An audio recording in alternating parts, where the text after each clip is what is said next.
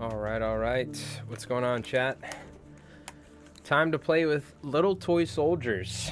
That's what I always tell my wife when I get out the 40K. That's right. Time to play Army Men.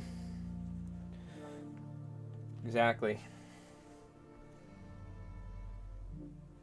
What's going on, Bobzilla? How's it going? How's our white balance looking? Okay, it looks like it's all right. All right. Whew. Hopped out of the shower not long ago, so I was getting the stream ready and stuff. Earlier today, I was editing the new battle report that we recorded on Wednesday. That'll be coming out on Wednesday. We're trying to have them come out every Wednesday at least. Hopefully we can stick to that. And what do you call it? We got some miniatures related stuff to do.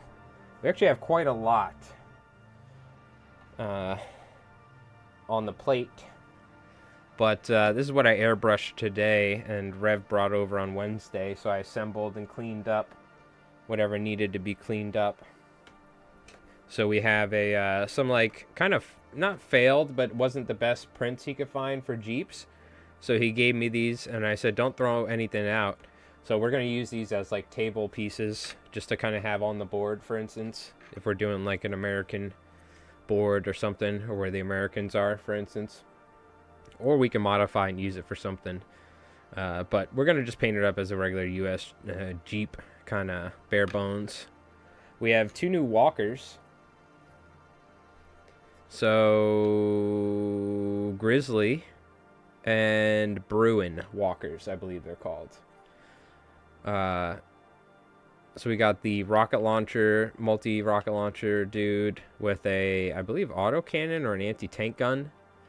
And then I think this guy has an anti-tank gun and potentially, I think just fists or something. Oh, we're going to take, we'll take a look here in a sec. But I got these airbrushed using two coats of paint. I always start off with black. I always prime them black so they're dark from underneath. And then for my U.S. forces, I've been using this Vallejo Army Painter kit, the American and Armor and Infantry kit. It's pretty cheap. And I'm using the olive drab to start, and then I was using green gray, but I'm actually using green brown for these for a little highlight. So it's not just one color. It's kind of like two separate colors. And this will give us the base to do our weathering pattern that we came up with on stream. And just make them look kind of like a weathered mech, if you will. But there's a little bit more to paint on these, like rockets and all that. All that jazz. And then we got some 3D prints. Are these Kyushu Kuno miniatures or something? I'm not certain. I think Rev will tell us if he hops in later. But we got Noct-jaggers. So you can see we have some Axis flyboys, and I'm thinking these guys are going to be little Peacock's minions. Some of, like, he's going to have a good amount of these. So we have essentially 3 units because they're in units of 2. But you can, I think, add up to 4 extra. So this could be a 6 Noct-jagger squad. And what I did is I airbrushed these to start with some purple from underneath, and these are all prime black. And then I airbrushed them with a dark gray from on top, and then a light gray, just kind of, what do you call it, from directly above here and there. Just to kind of give us a grayish, purplish, basic kind of paint scheme going on with the highlights, and then we can go over and apply stuff or dry brush it. I don't know how we're going to do it, but we'll figure it out. Simple enough. I'm sure they'll look good.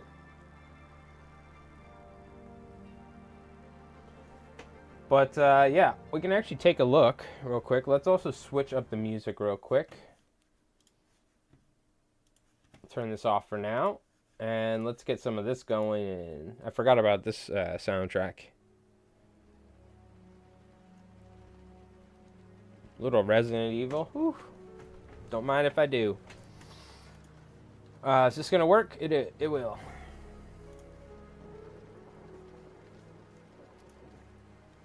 Let's see, what the hell are these walkers equipped with?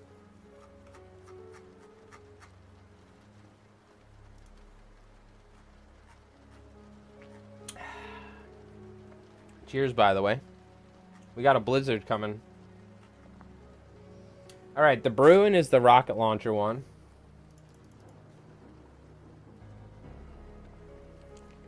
Damage value 9.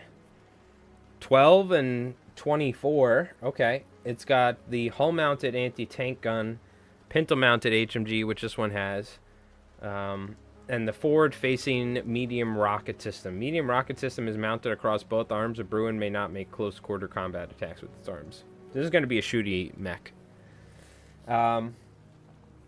Two-legged. Okay. An HE 2 instead of 1. Improved HE. And then the Grizzly is the one we have next.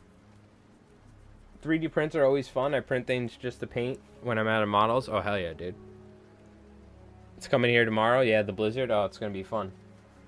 Next, we have the Grizzly. And also the Bruin is 275 regular, 330 veteran. The Grizzly is 225 regular, 270 veteran. Medium walker. No jump or anything, just two-legged and improved HE. It's got the medium anti-tank gun. It's got the pintle-mounted HMG, which we have. And it's got left and right arms. So this is a melee walker, essentially, without jump. Linebacker. Where's the Mud Skipper? This is the one I used last time. This was good. Somebody pointed out, too, I messed up. I was supposed to not split the autocannon fire from the HMG unless they were on separate arms. Like, I could have used one arm to shoot the snipers and the other arms to shoot. So that's my bad. I should have shot the HMGs and the autocannons from one arm in the sniper, and then I should have shot the HMGs and the autocannons into the dudes from the other arm. I think is how it works. Yeah, and the Jackals, I really like the Jackals. They were good. But anyways, so that's kind of what we got on the menu for today. I do want to, before we get diving in, we'll chit-chat a little bit and all that. I want to show off. If you were here, I appreciate anyone that was hanging out for the Turnip 28 stream. I know it's everyone's a Konflikt lover around here, but I had some fun essentially sprucing up painting and then kind of finalizing what I was going to do with my handmade army. So this is all miniatures that I made. Not these 3D printed ones. These are Napoleonic era 3D prints that I'm going to be using for the other army. I'm going to make two armies. One for me and one for Rev. So these are all 3D prints of Napoleonic era. We have the, what do you call it? The Hussars or whatever, or the cavalry dudes. And then we got these, Napoleonic era skirmishers.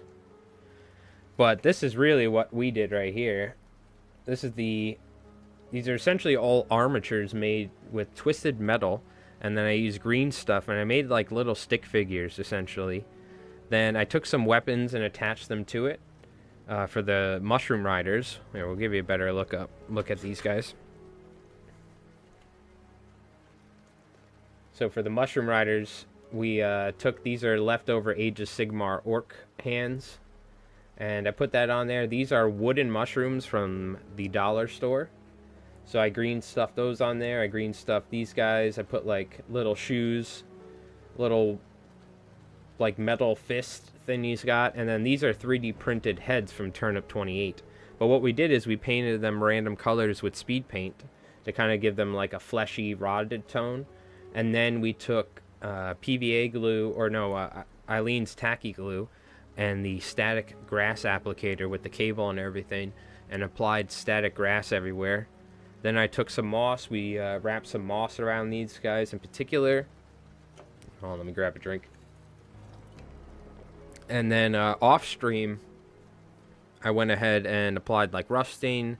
I applied grass tufts and various things like that, and did some stuff to the basing and all that, and painted the white dots on the mushroom riders and all that. So these guys came out sick, but these are, I wanted to make sure for Turnip 28, I wanted to make sure I did a handmade army where I did everything from scratch essentially. So these are those guys, and then we have these guys, which are, these are like my, I guess they're called skirmishers or something, the unit, but there's another name for it. But these guys right here are stick figures again, essentially. I put the heads in their hands, and I put the guns where their heads were. So I think it actually kind of ended up working out. And again, I covered them in moss. I covered them in static grass. We have grass tufts and things like that. Little shoulder pad on one of the dudes. I don't know if you need like a sergeant or whatever for each squad or whatever, but so yeah, these guys came out really sick. I love it. I'm super stoked to play some Turnip eventually. And check this out. This is what spawned it all. I made this from scratch. So this is, again, metal, but it's mostly tinfoil wrapped in balls, glued together with metal running through it, then green stuff covering it, and then we painted it up. And if you don't know about Turnip, they like worship roots. So this is a dude, his name's Todd, he was like a general who got turned into a frog after licking a root vegetable shaped amphibian. And he's got like a little turnip on his backpack. Let me see. I keep getting out of focus. He's got a little turnip on his backpack. He's got his musket. For some reason in the lore he has rabbit ears, so I gave him rabbit ears, and I gave him like a strawberry or something on his head. And I painted him so it looks like he's high as shit as well. That's actually UV resin that I use for fly tying, and I applied that for the eyes. But I painted him up the other day, and he's stepping on a carrot as well. But this guy's made out of tinfoil, completely made from scratch as well. He's the leader of the army. So I need to make 2 more heroes for this army right here. And then I'm still 3D printing stuff. I'm actually finishing up some 3D prints. Exciting stuff for Konflikt too. But this will be the other army as well. So, but I'm excited about that. I also got to make mushroom terrain. We got these mushrooms from the dollar store. So I want to make a terrain that's themed to my army in particular. So we'll paint, I'll like base these with like some either ruins or like trees, and then kind of paint them up. And I could totally use it in Konflikt too, because who's to say the rift causes giant mushrooms in the forest, So that would be cool. But yeah, we got a lot going on. There's also Blood and Plunder or something, the pirate game. Reb dropped off like a pirate ship and an entire army I gotta put together of like 12 dudes or something, 6 dudes, something like that. I forget. I think it's 12 pirates and like a leader I gotta put together, and a whole pirate ship and paint it. But that'll be fun. So we got other games planned, but we still have a ton of Konflikt stuff that we're working on, of course, lined up. And I'm editing a battle report.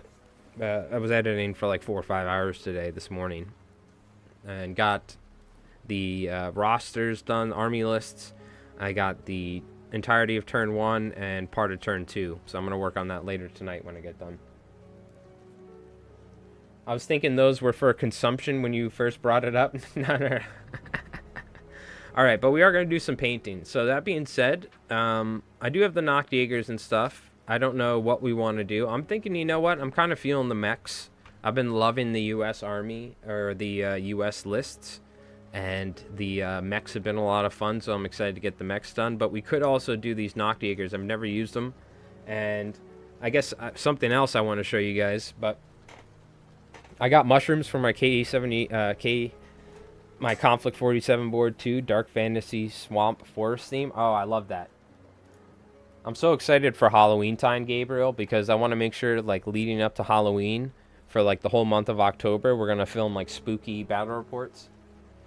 Did I get the Grizzly platoon? No. These are all 3D prints. But let's take a look actually real quick. I know they got the... You're talking about this one here? Yeah. This is pretty much what we're painting right now. But no, Rev 3D printed them for us. I would love to get this. One day, I'm going to have all the Warlord US models. So I'm also waiting until they come out with new ones as well. Or like newer versions of a lot of stuff. But we have the... Rev has his Bamboo A1 going wild. 3D printing. What else was I going to look at? Was that it? Oh, I wanted to show you guys something else. Give me a sec. I think this it shouldn't take too long to load. Give me 1 second here. We have something on the 3D printer right now, finally. Let me see if this will load. Let's go with the new Shitu box. Now, I'm streaming at the moment, but I'm not streaming on this computer, so it's fine, I think.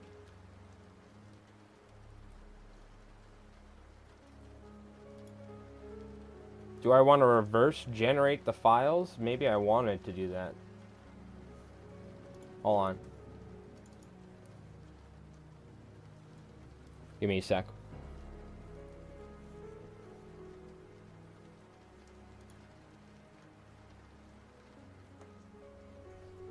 I upgraded to the new version of Shitu box or whatever it's called, which is what I use with my my Elegoo resin printer.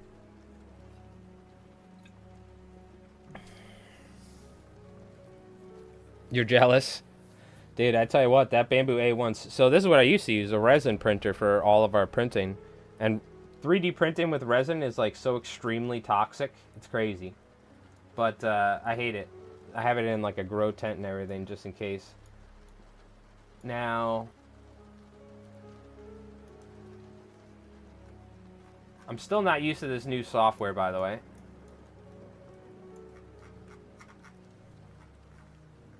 But there's something right here. Haha! Something right here. This right here, holding a RPK with a drum mag. And it's a dude that, if you ever played a game called Escape from Tarkov, he was in Interchange, and he would, you would shoot him 100 times in the face helmet and the legs, and he would kill you every time. This is Killa from Escape from Tarkov. I saw this miniature, but somebody posted it in the K47 Discord and was telling me about it. And he's wearing an Adidas tracksuit. So it's kind of perfect. Even though we're using Little Peacock as the axis, I think we could do a sick camo paint job on the Adidas tracksuit. And then we also have 2 ski masks right here, which I found from a modern day T-72 Russian tank pilots. And there's a standard balaclava and there's a Russian balaclava. And I think this one, if we paint it black, will look just like Little Peacock. So this one right here. But that's in the printer right now. It's going to be done in about 45 minutes. So I'll deal with that after the stream, because I have to like put on my gloves, my respirator. What is this? No, I don't want to. Okay. And I got to put them in the wash tank and wash it and all that jazz. But yeah, I'm excited. That is always such a pain every time you load a new one. I built a room in my attic with a vent and still use the respirator. Yeah, you got to like clean. You got to take the resin vat off. You have to clean the build plate. You have to level it manually by unlocking these Allen keys. You got to stick a piece of paper, level it. And I do that every 2 prints. They say you're supposed to do it every print. I found you can get away with it every 2 prints. You just can't move the build plate too much when you're scraping off the prints with like your metal scraper. So I usually get 2 prints and it works pretty good. But it's still a pain to do it every time, and then just take it out to clean it, to do this. I got to put I also put 2 pairs of gloves on because I've ripped the gloves in the past, breaking supports or ripping the supports off, and then I get resin on my hands, and that stuff is just, you do not want to deal with that stuff. First time I got it, I put it in my room, set it up, and I almost almost got sick from the fumes from 3D printing. I was like, oh my god, I just bought this thing, how am I going to use it? But I actually got a grow tent off Amazon and stuck the 3D printer in there, and I have a fan venting out into a outflow from my basement. So yeah, you got the newer mine. I got mine like 3-4 years ago or something, or maybe like 3 years ago. So this is before they had the fancy flex plate ones and everything. You re-level every 10 prints. Oh dude, I'm gonna have to upgrade at some point, because Rev has the he has the one 3D printer, the FDM, which works good. But to print certain things, like a resin printer will give you so much more fine detail, you know what I mean? And you won't end up with like this sort of layer lines and stuff. I gotta admit though, see, you can see layer lines here. You can see layer lines like that. But I will say, it's amazing how far FDM printers have come. Because not only do you, I mean, you have layer lines in FDM, which this looks great, by the way. And apparently now you can like have it rotating in acetone fumes and it'll smooth it out or something. Rev was telling me. I think Trent Holbrook's channel, he was talking about that. But with resin prints, it warps. So there's a trade-off, you know. You have the toxicity and the nasty preparation and dealing with resin prints, but you also have the warping issue where things don't always line up properly. You know what I mean? So it seems like this is the way to go nowadays, is you won't be able to do small stuff very well. You know what I mean? Like, and you're going to end up with like stuff where like the print has these filament lines and stuff. But still, I gotta say, the fact you can do this with an FDM printer, like, that's pretty wild.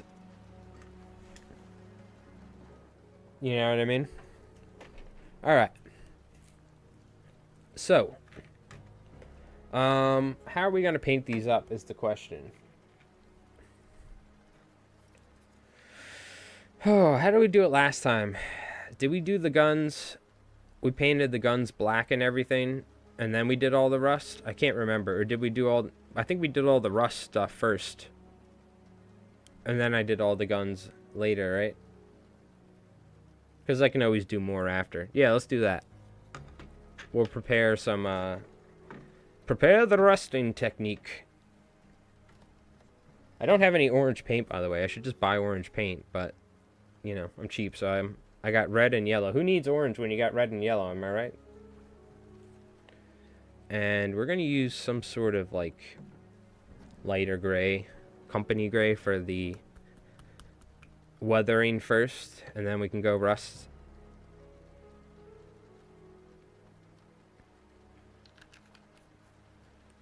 So what's everyone up to? Are we doing some hobby-related stuff? You guys painting?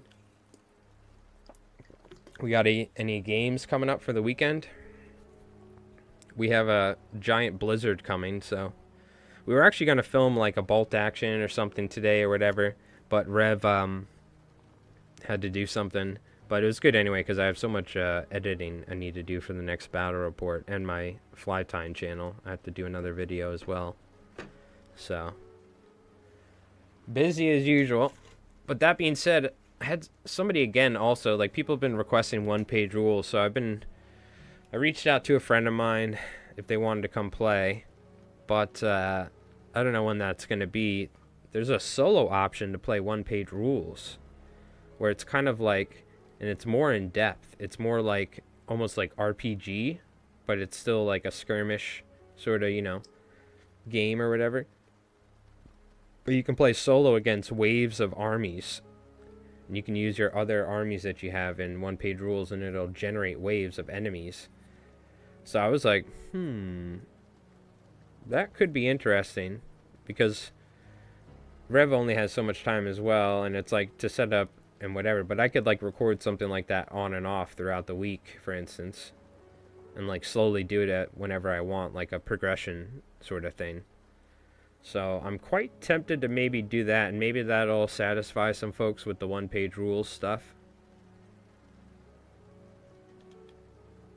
No matter what, Konflikt's going to be the main thing on the channel, but I would like to also make some different types of videos, and there were people that were watching before we started making a ton of Konflikt stuff that liked one-page rules, and I still love one-page rules in different games.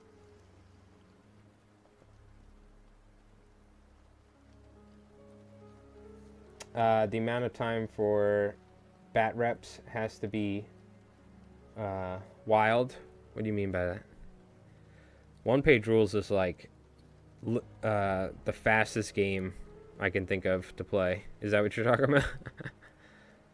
That's why one of my friends who has an entire Dark Angels army that I airbrushed for him, who refuses to paint it, He'll come play one-page rules because it literally, we're done in an hour. You can go home and play World of Warcraft or whatever he wants to do. But trying to get him to come play like Konflikt or Warhammer, and he knows he's going to be here for like 3 or 4 hours, he's like, ugh. You tell him one-page rules, he's like, yeah, I'm down, dude. It's like an hour and a half, we eat some chips. Rip a bowl or two, yada, yada, yada, you know?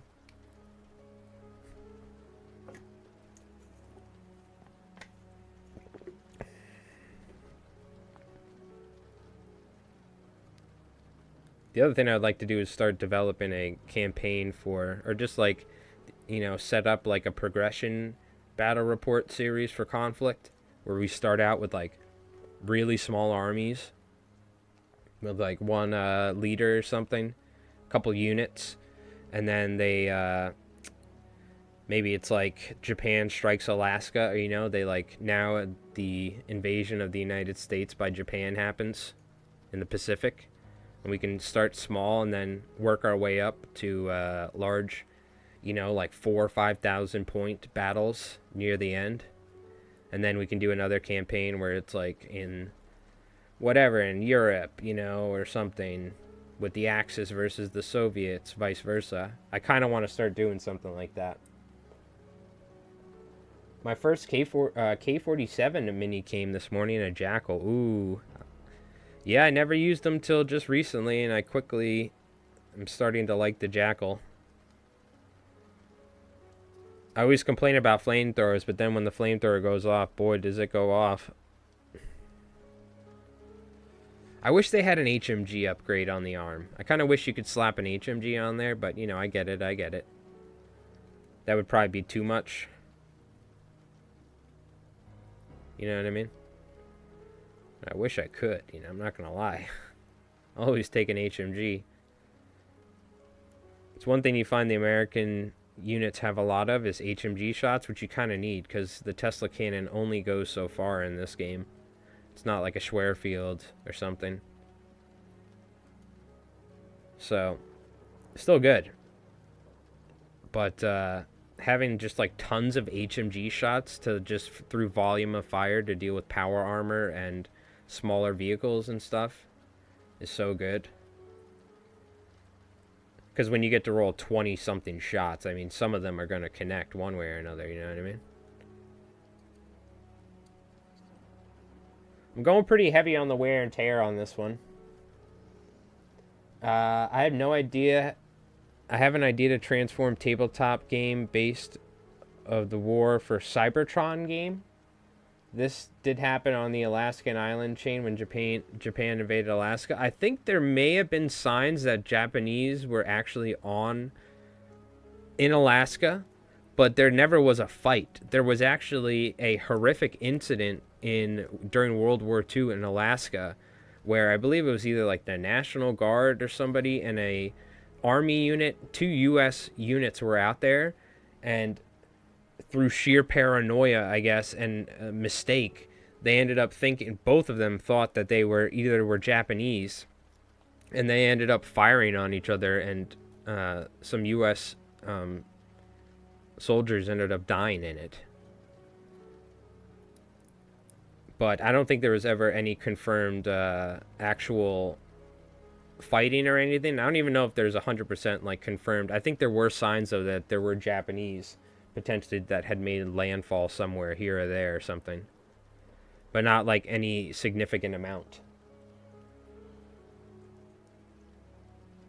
I did see the plasma ball. That thing looks sick. Is that like one of those glass things where it's like, did you stick that in there? Is that like a prop inside the terrain or something? It looks like it. Or did you paint the effect? It looks like some sort of 3D print that you can like stick like one of those like those wizard balls. Ah, very cool. Hell yeah, that's sick. That's the sort of thing I'm like, ooh, I gotta get something like that going. There's all sorts of cool stuff like that you could do for Konflikt. So I got to start looking, because you see us, we use those like little tea lights that flash green and stuff all the time, stick them in the buildings. But I got to start keeping my eye out for like either at Hobby Lobby or maybe on Amazon and look for some stuff like that and just incorporate it into some terrain. That was a great idea. Looks sick. Gonna have to steal that idea for sure. Hope you don't mind. Don't expect it to be soon. But I do want to make some cool stuff like that for sure.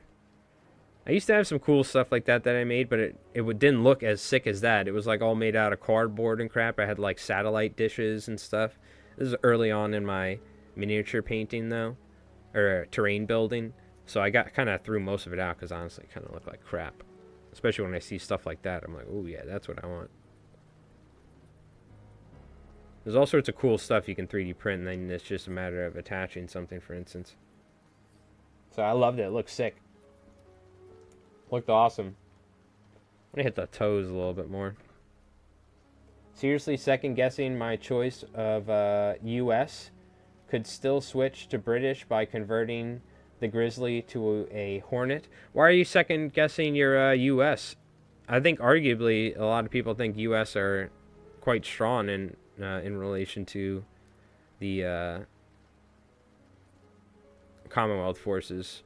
The Commonwealth are good, especially with the Merlins and all that, but US are really good. And there's going to be more stuff coming down the line, so. But the cool thing is the US and the Brits worked a lot together, so there's no reason to say you can't, like, just use some of your US walkers as, like, a British walker or something, or vice versa, you know? We had ideas to, like, have Brits and US forces working together. I think that we're going to be doing some battle reports like that. You know, like half the army's Brits and half the army's or US or something. I know that doesn't necessarily work for like playing random games with people, but yeah, I love the US is my favorite faction. Even though I guess you could argue like the Axis are stronger, but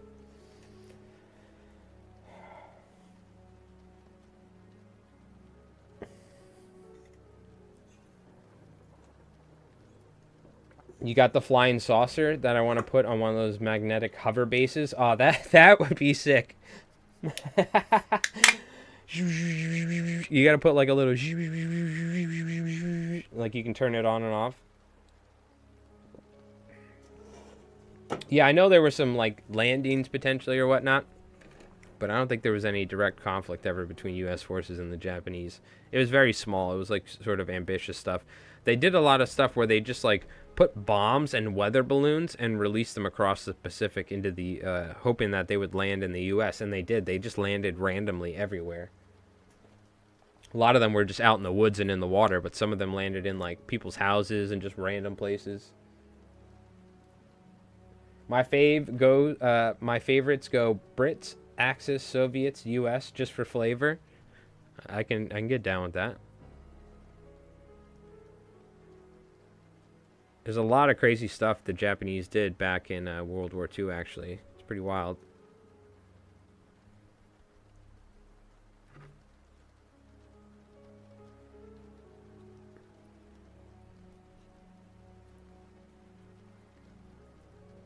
So we're going to go ahead and just do our weathering.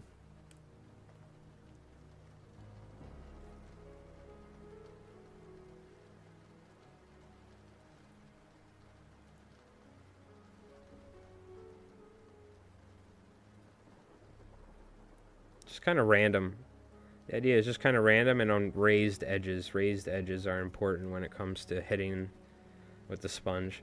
Now, I want to point out, I'm not a master or professional painter guy, so I'm just some bozo dude that likes to fool around. So when I say this stuff, don't take it as the gospel, all right? You can go watch like Squidmar or somebody that like actually knows what they're doing. But it seems to work.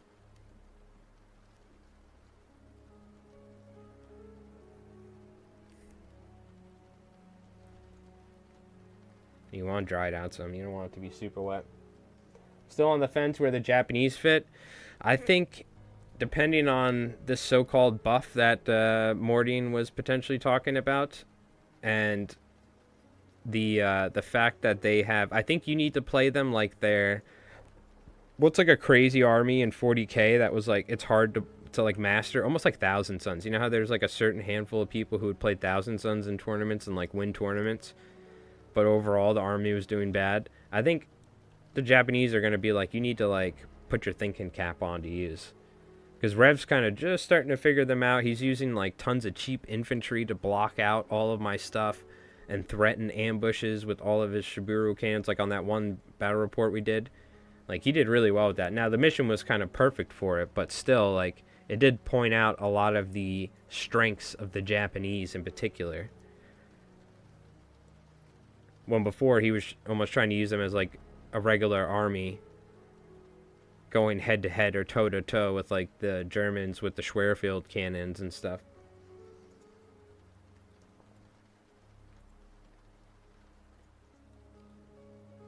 Yeah, they definitely feel like Eldar. They feel like they're going to be an army where if you really like want to try and master the orders, the movement, the positioning, how you outflank, because half their army rule stuff is like how you outflank on the board. That stuff's really important. Like, you can't just be putting all your units on the board, this and that. So it's definitely going to be like, maybe not a beginner-friendly army, if you will, but it'll make you really good at conflict. You know what I mean? It's going to force you to understand how to use terrain and positioning and your orders and guts and all that. You bet they get some crazy detachment. Yeah, they might get some sort of like alternative things. They still don't have a hero, so they're probably going to get a hero at some point. And they can always just buff something with saying like, instead of like every shot needs to hit with the Shiburu cannon, maybe, or Shiburu rifles, maybe just a hit or something, or I don't know. They can always do something to like change something. I don't know what they're going to do, but again, it's going to be hard to balance a game. I couldn't imagine, but they'll figure it out. The fact that they might even do something like that is huge, because they could have just like left it as is and just made new units. But if, instead of forcing people to like buy new stuff, if they can change something proactively, and that's beneficial for everybody, because you don't want the Japanese players just to feel bad, you know. And I think they're good. I've said it the whole time. People are like, man, it sucks, you know. We've had the Japanese win twice, luckily, but because people were complaining like, man, the Japanese are never winning this and that. But every time I'd play against them, I was like, man, these guys are good. It's just circumstances. But I will say, I think they are weaker in comparison to something like the Germans or something.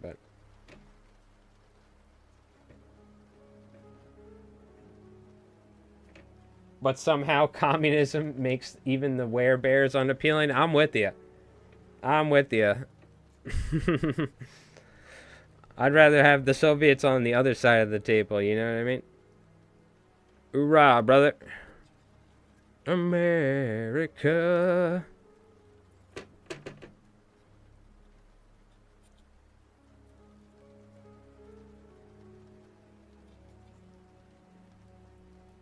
That being said, I'm happy Rev went Soviets because they're a kick-ass army and they look sick. But I don't want to play them. They are cool. I just hate the bears, dude. The bears are going to be like, if there's one unit in a game that like will traumatize you, the bears are the unit that traumatizes me most. I'll have nightmares of those things. I made my own STLs for the Guardian Coyote mechs, and I'm almost done with the Locust STL. Oh, very cool. Do you got your stuff in the K47 Discord? I know there's some different folks. I know there's Gray Hunter that's commented a couple times on my videos. There's some folks that were using their STLs from the Discord and whatnot. Oh yeah, of course not. Of course. I mean, it's all, you know, it's all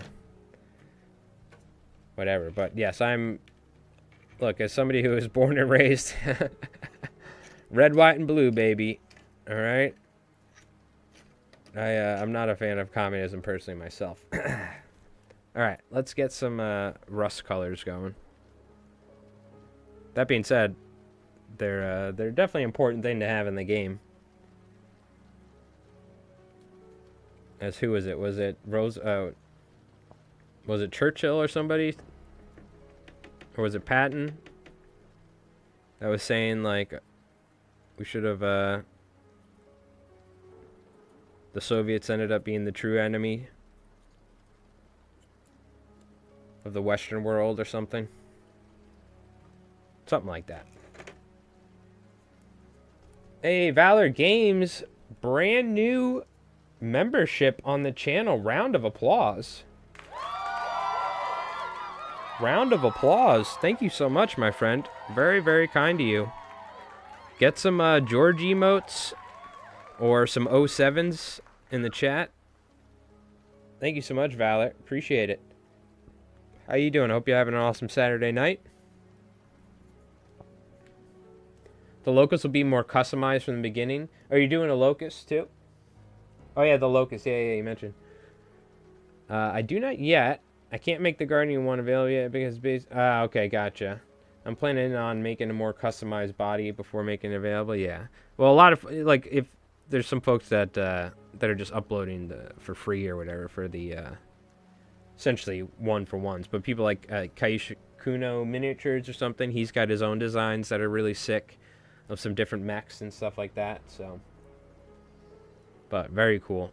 A lot of these are Rev using this software that just like beep boop boop boop scans it or something. But we're gonna be upgrading to mostly Warlord stuff in the future. But for now, we're gonna be using some 3D printed stuff to try out new miniatures.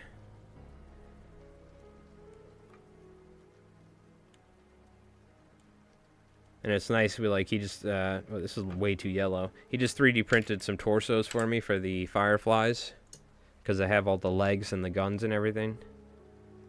So I can use all my extra bits, make some more Fireflies and that jazz. Which now that I got my printer up and running, I can just do the same. Really enjoy your videos? Hey, thank you, Valor. Appreciate it, my friend. Thank you again. And, I'm glad people enjoy the videos. That's why we do it. So, thank you folks for watching it. I'm working on the next one that we recorded Wednesday. Got turn 1, turn 2 is getting worked on right now. It's going to take a little bit, but it'll be out before Wednesday, early for the members. And up Wednesday for everybody else. Doing like Warlord Wednesday, yada yada yada.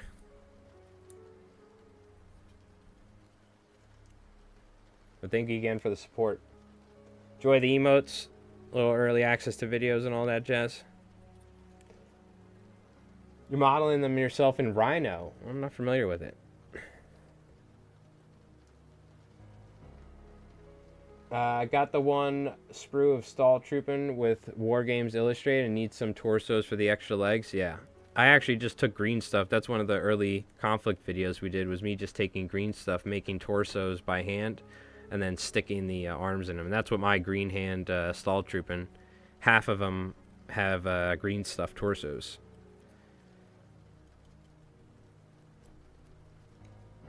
As that being said, you know, we may not be using official Warlord minis and everything for all of our battle reports or every miniature, but we support them in any way that we can, and Rev is in particular.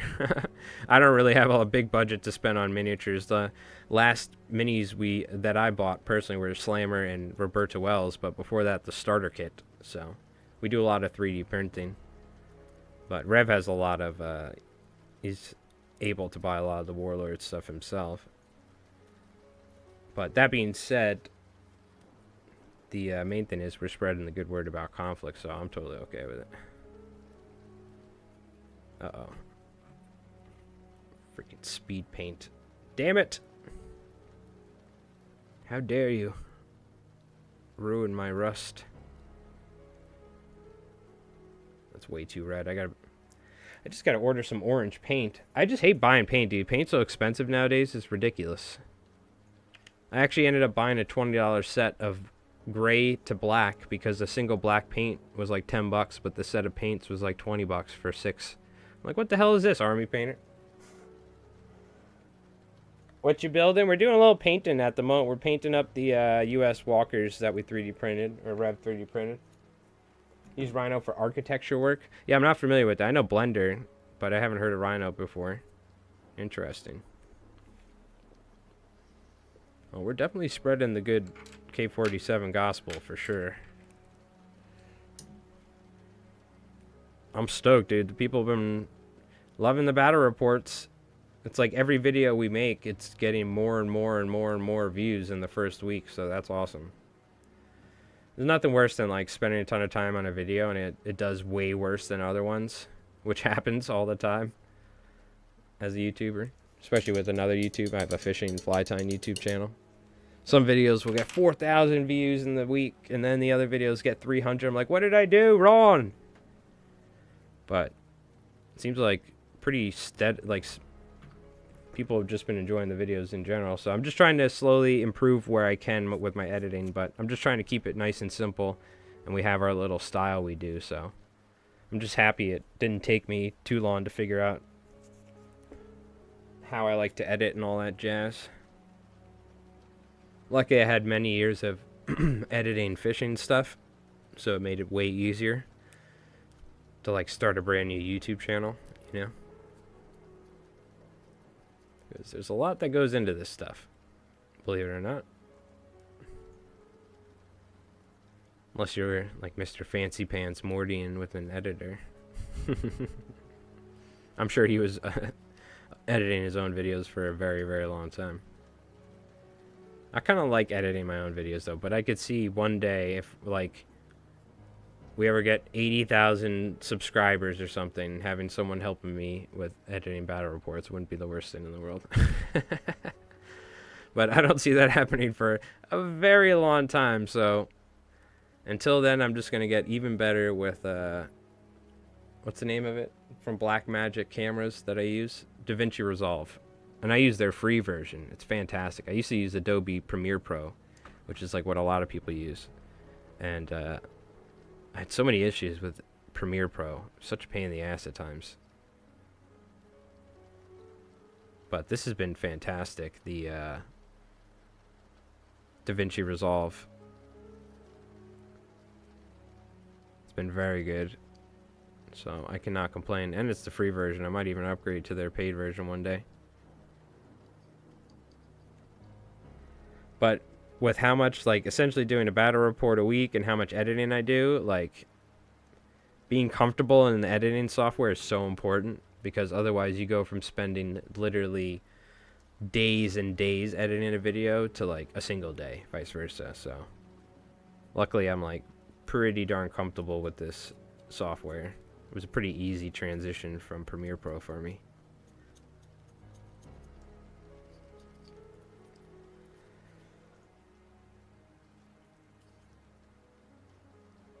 I'm gonna get a little bit more orange, or what, kind of yellowish on that last one, but that's all right.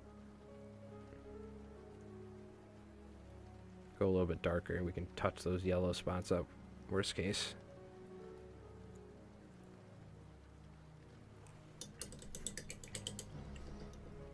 Good Saturday here. Went to paint a paint event at my LGS earlier today.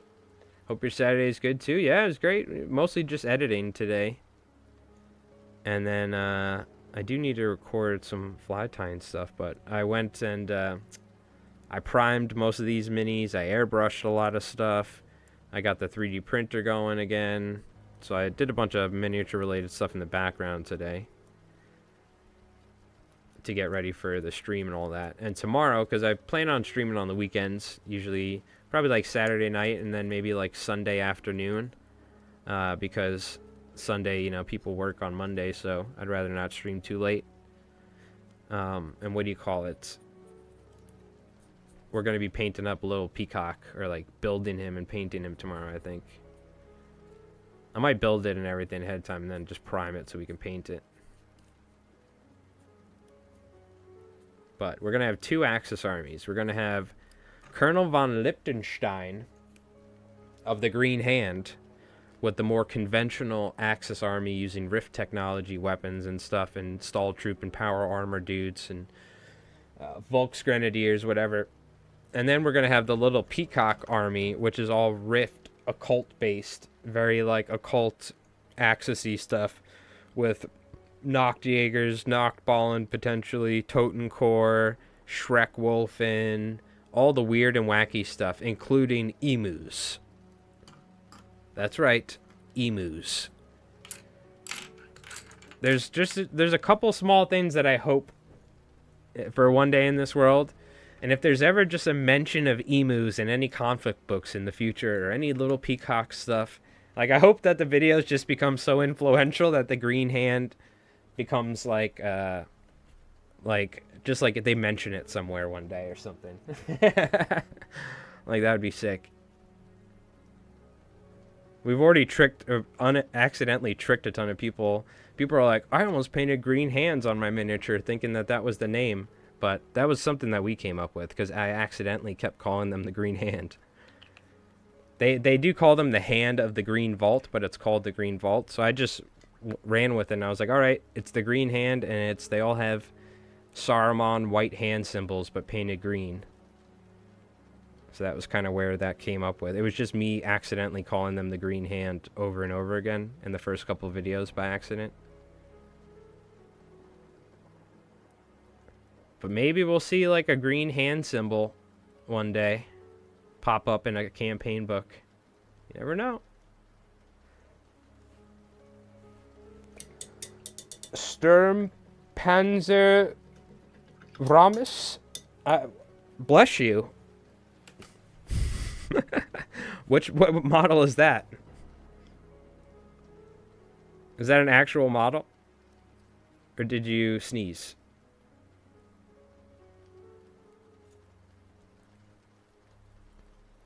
Is that a wacky model that I should be using for Little Peacock?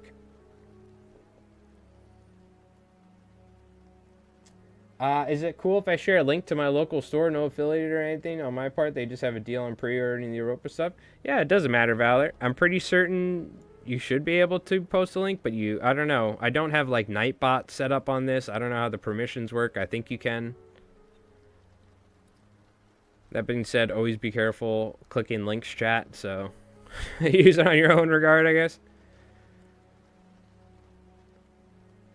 But yeah, you should be able to.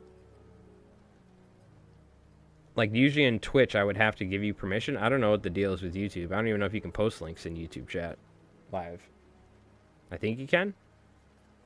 If I need to give you permission, then I don't know, because I don't know how to do that on YouTube. But give it a shot.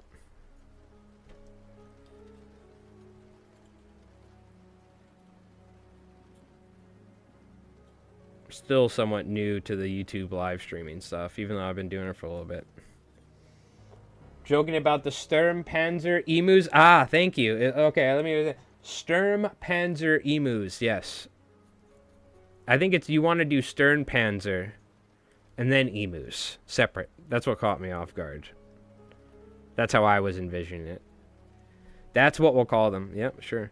I was thinking of using Little Peacock as Heinrich Gross, because it's going to be weird, like, having Little Peacock and his army of guys, and he's just like some basic platoon commander. He kind of needs like a cool rule, right? Or some like in the Rift and the stuff. And I want to give him the bodyguards, and instead of having the bodyguards be like cool power armor dudes, they're going to be emus with arms and guns and like helmets on the emus. I can make little helmets out of green stuff and like body armor for the emus. But I'm thinking about just gluing Stall Troop and arms to the emus. He modified, instead of like to have truly loyal bodyguards, he had to genetically modify the emu eggs that he smuggled across the Mexican border when he got caught by the Federales. And he genetically modified it into these weird Dr. Moreau freakazoids, where they're half human, half... They're mostly emus. Maybe they just sewed human arms with and linked up the nerve endings. I don't know. They got those weird scientists over in the Axis territory. You clicked one in a during lockdown in a class meet, and it rickrolled me.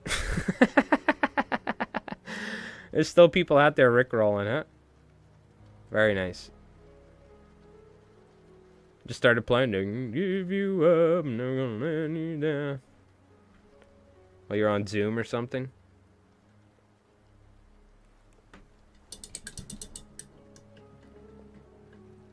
Well, emus are the superior tacticians. Thank you, Chicken Detonator. We've talked about this. There's a reason why the emus won the war against the Australians. Was it the Australians or the English? I don't know if the English were still in charge.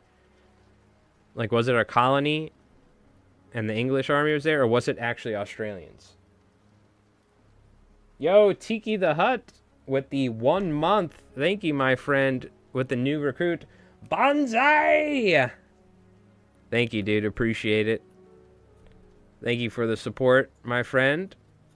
How you doing? Hope you're having a good night. Oh, and Tiki gifting a sub to Omniscius Sphinx. Thank you, my friend. Round of applause. I forgot to hit the cheer on the first one. Way too kind. Way too kind. It was the Aussies. So it was the Aussies. Yep. I know all about the Emu Wars. I think if you watch enough YouTube, everyone knows about the Emu Wars, right? They just were trying to kill all the emus, but they are trying to depopulate them some, but they just couldn't. They were just too much to deal with. Everyone thinks it was like Australian troops like in a heated battle with emus like flying over, jumping in the air, like kicking them with their claws. But it was them just shooting emus with machine guns in the desert. They're like, ah! And then them getting like bored, like there's too many. Retreat!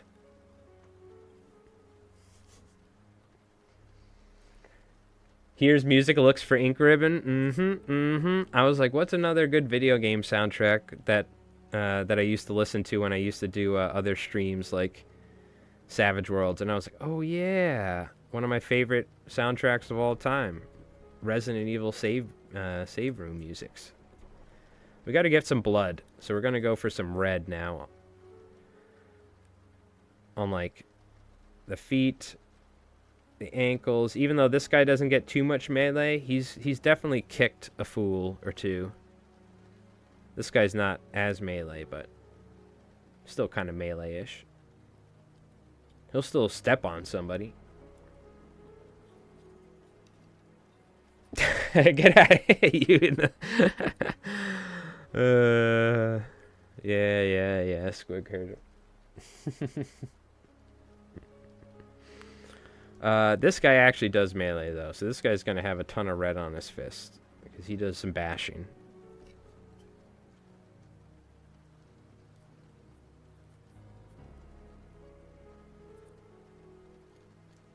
He does some bashing. I actually was looking, because I do have some Warlord points on the website. I was looking for, like, an actual Axis character model or some sort of platoon commander looking dude, even bolt action that I could use for Little Peacock, but I just didn't find anything that I really liked. So I ended up going with that Killa from Escape from Tarkov miniature and the ski mask, but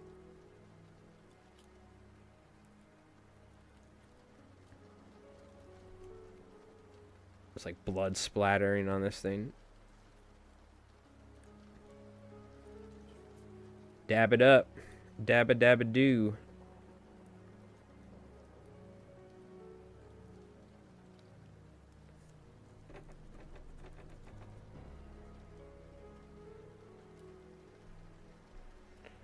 All right, we pretty much got these. I mean, that was quick. Now I got the what do you call it? The formula down. You just touch the raised areas with white or gray, and then you hit on top of the white or gray, and randomly with like rust kind of colors.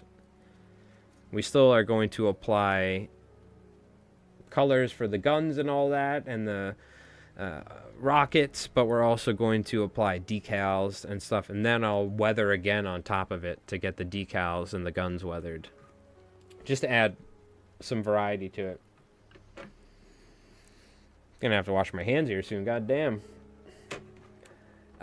Too much square grouper. I'm painting shock troopers. The eyes are drying. I never use different finishes to create contrast in materials, but they look super cool. Like Wolfenstein shock troopers. Ah, yeah, dude, they look awesome. I actually do really like those shock trooper minis, the Warlord ones. They do. It's very much so, and that's one of the reasons why I love the Axis in this game. It is very much so Wolfenstein, right? That sort of appeal, that look. We're kit bashing an Empire of Japan officer right now. Very nice. Funny you say that about Axis officers. Was watching the first X-Men movie with the missus. And what about a teenage Magneto? Dude, that's sick. Hell yeah. Why not some sort of like some sort of occult, maybe mind superpower dude that like uses like his maybe is using the rift and the occult to like manipulate metal and stuff. You can literally just have like Magneto essentially, but that is pretty sick.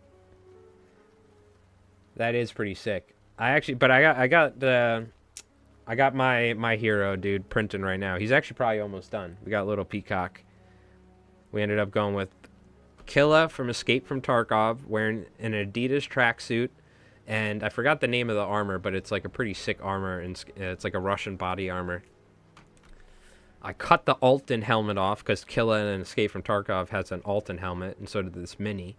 So I like used the software to cut it off, and then I dug a hole, so it's like he's got like a little metal guard where his neck is, and then I 3D printed 2 ski masks heads. So I think I know which one we're going to use, but so that's in the printer. It's probably almost done, but I'll do that after the stream because I got to do all that crap, and it has to go into an alcohol vat with the washer, and then I have to dry it, cure it, all that.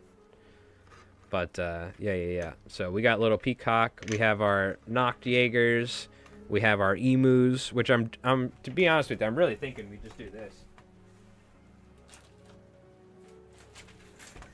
I was like, do I have dudes riding the emus? Like, what do I do? Because I think the emus are going to be Heinrich Gross's bodyguards. And Little Peacock's going to be... I'm going to use him as Heinrich Gross. You know what I mean? Just so he has some, like, cool rules and stuff. But, like... Why don't I just do this? There's, like, a stall trooping arm. Or I could use... I have bolt-action Fallschirmjäger arms. Why don't I just give them, like, assault rifles and stuff or something? Haha! Because that actually kind of looks kind of sick. You know what I mean?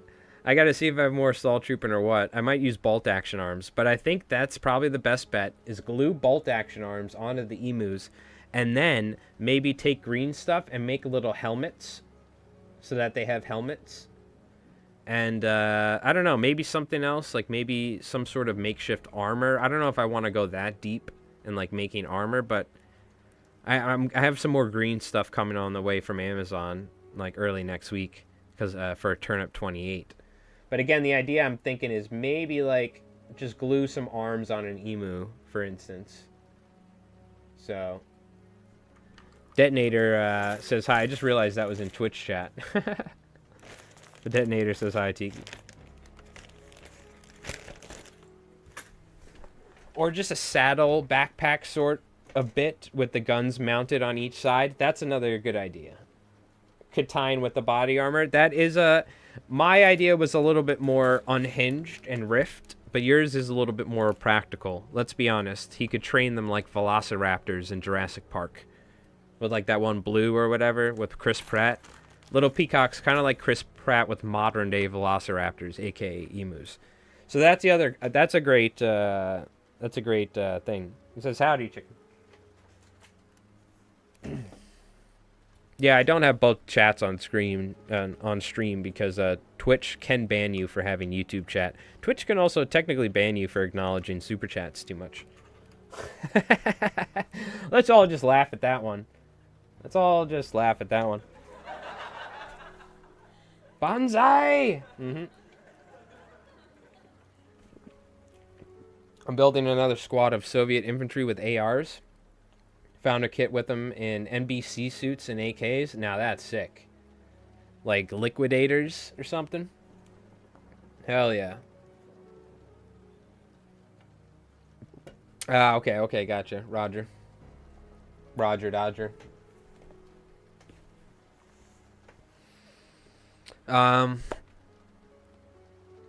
Okay, cool. Now I guess we just need some black paint. We could paint some guns. We got to paint rocket launchers. Let's take a look at what these minis look like on their website. Get an idea what we want to work with. There's so much lore here that I'm lost. Oh, yeah. Luckily, my Flytime viewers aren't here on Twitch because they would be spamming commands, like all these commands and stuff. Essentially, there's like the bartender named Jerry. There's Little Peacock's my evil alter ego who I banished to the Rift via music. We have like a 3-story bar with Flytime Lounge, a bar, a Flytime shop, hookah lounge to go rip a couple up. There's a lot of lore. I used to have a green screen. I mean, I used to have a camera in my real building that we film our stream in, of course. All right, anyways, let's see what these things look like.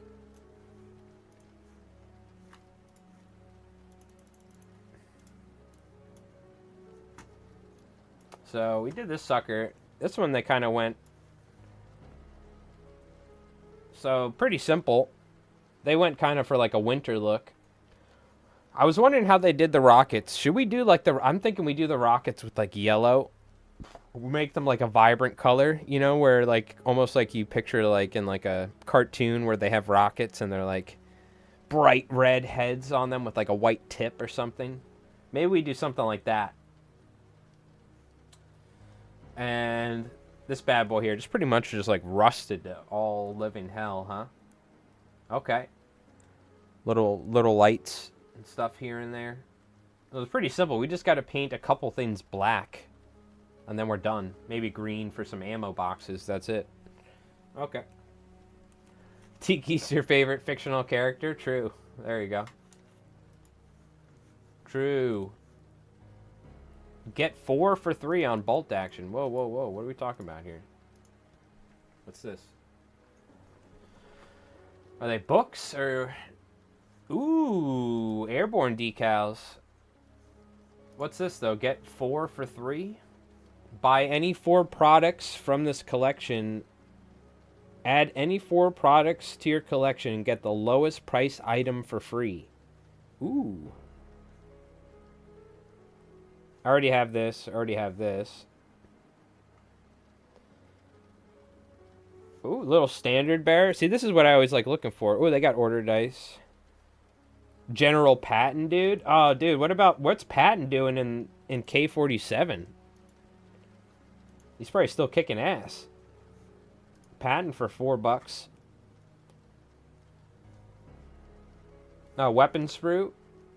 Oh, they got Sergeant Rock. Yo, maybe I should just buy it and just get a couple characters and get it like a decal sheet for free or something. Got a Panzer III. Some bases. What else do they got? Oh, they got a veteran platoon. Oh, hold the phone. I might actually need to get something. Because even I can afford a couple characters. Little propaganda cameraman? That's kind of sick right there. For using like a narrative thing in Konflikt. Or this guy, General Montgomery. Hell yeah. From the British. Little motorcycle dude. Okay, cool. I'm going to have to take a look at this. Because I'd be down to get a couple characters and get one for free or something. Get like Monty, get the camera dude, get Patton, Sergeant Rock, get one for free. That sounds like a pretty good deal. Spend like... Because I also have points.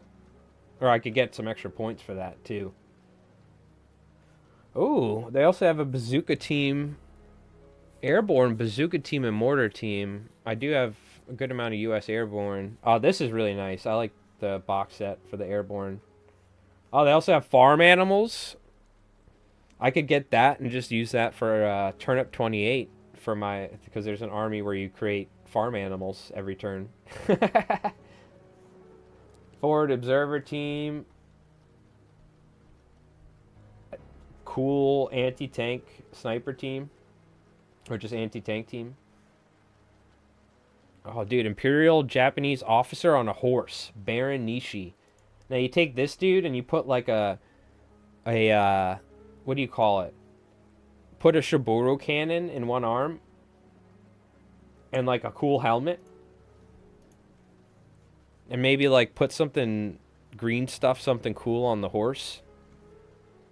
That'd be pretty sick. A little half-track action. Airborne characters. There's a dude with an umbrella. Somebody tell Rev, this is the exact sort of shit that he loves. There's like a guy with an umbrella or something. High command. Oh, that guy actually looks kind of cool. The guy with the jacket. It kind of sucks that he's like leaning on a table. But that would have been kind of like a cool little peacock officer looking dude almost. Not really special enough, I think, but... Hold on, chat. I just want to see what they got going on here. They got some cool stuff. British Airborne? Hell yeah. Japanese forward observation team. There's a Churchill for 40 bucks. I always like the Churchills. Matildas. Stugs. There's the Airborne. German High Command. We got British Commonwealth. I'm just trying to see what other little, like, cheap teams. There's a forward observation for the U.S. Sandbags. What else they got?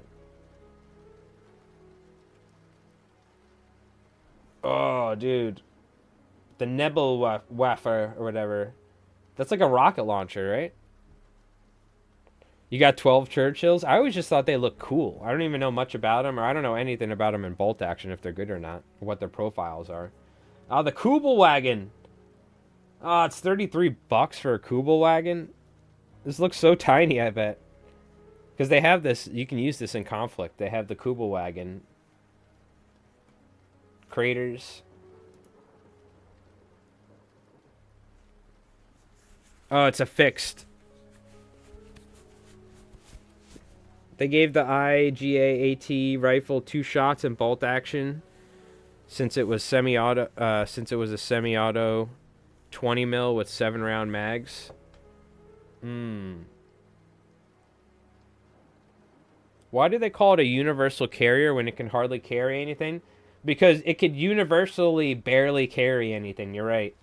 Yeah, those little British, like Bren carriers or whatever, or something like that. Oh, that looks sick. Okay, now this is the sort of stuff that I was looking for. Commando characters. This guy's got bagpipes. How cool is that? But here we go. There's a, even though it's an SS dude, and I don't like the SS, obviously, for certain reasons. I respect it. I would never have an SS army myself, because the SS really, they're the really bad guys, but that is pretty sick. You could just paint them as something else. With the RPG firing. Yeah, the Jeep in the trailer. Dude, you know what's crazy is they're using stuff like this nowadays. They're using ATVs and trailers like this in Ukraine. It's wild. Because thinking, you'd be like, who the hell would want to ride in that thing, dude, right? You're getting strafed by like some German airplanes as you're driving down the road or something. I have this. This is, you see me use these guys. I have the, I think I have this one. Or it might be the Winter Hair team.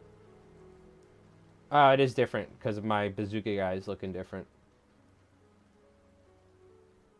Ooh, downed RAF pilot.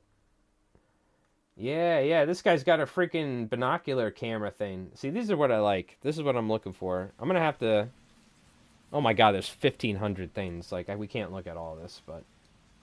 Soviet Army Dog Anti-Mine Team. Very cool. Whoa, what's this? Bolt action? Whoa, whoa, whoa, whoa, whoa, whoa, whoa. We just found... I forgot about this. I think I've seen this before, but this is a bolt action name. This is like straight out of Konflikt, dude. I'm going to have to buy this. I got to get this cool chick in my army. That looks goofy as hell. But, that being said, I love it. There's a vampire and a priest set too. Yeah, I remember I saw some wild stuff. This looks sick though. I'm going to save this one. I have to get this one. Because that would go great with my Axis army. Like, look, little peacock, you know, he needs a side chick. It's like in James Bond or something, or like Indiana Jones with the one girl that's working with the Germans, you know. Yeah, I like that one for sure. I'm definitely gonna pick this one up and maybe get some smaller ones or something. That's sick. Cool. I'm gonna leave that up there then. Maybe I'll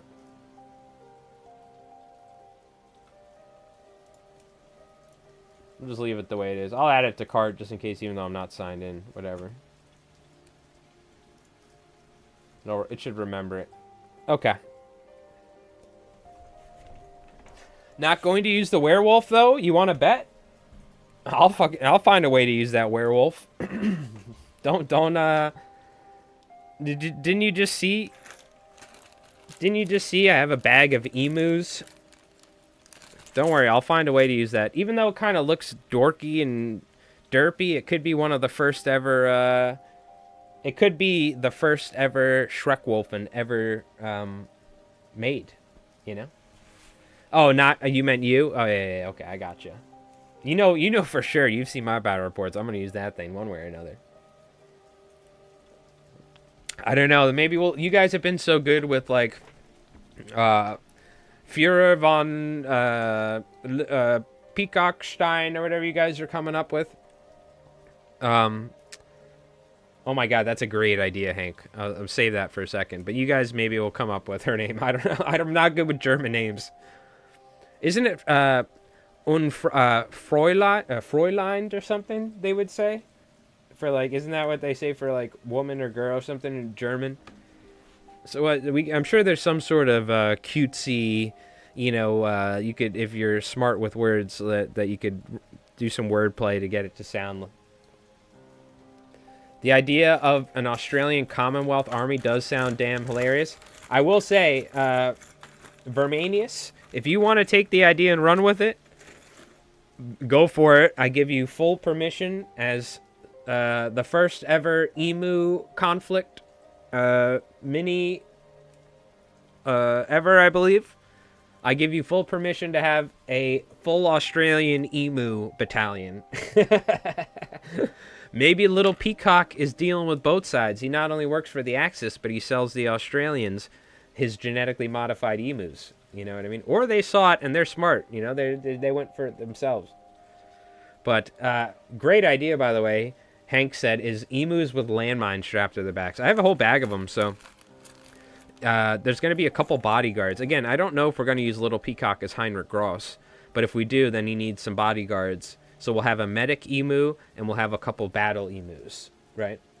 Fräulein Schall Griefy.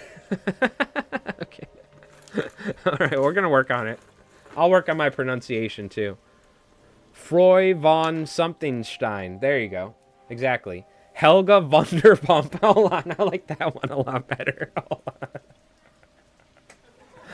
Helga. Helga. I forgot about Helga, dude. You gotta go Helga. Helga Wunderpump. Wunderpump. Alright. Let me write that down. Hold on. That was pretty good.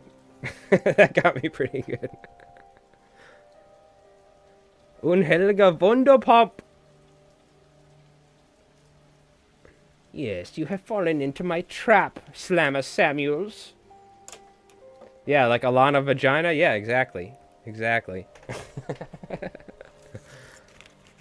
It means snake grabber. Okay, Schlangengriefer. Okay, that might have been her nickname. I don't know. But also, this is the sort of chick you don't want to make jokes about that, because you'll end up being fed to the Shrekwolfen. You know what I mean? Could always proxy the emus as Ursus. Yeah, they're a little small compared to the Ursus. That's why I didn't know, like, do I use them as, like, Noct-jagger troops with guns or whatever? But I guess we could use them as, like, rabid Shrekwolfen. I guess I could have Rev scale them up to a larger size, essentially. Because they're a little small, I think, for Shrekwolf. Well, I mean, height-wise, they're kind of there. They're just body-wise, they're kind of...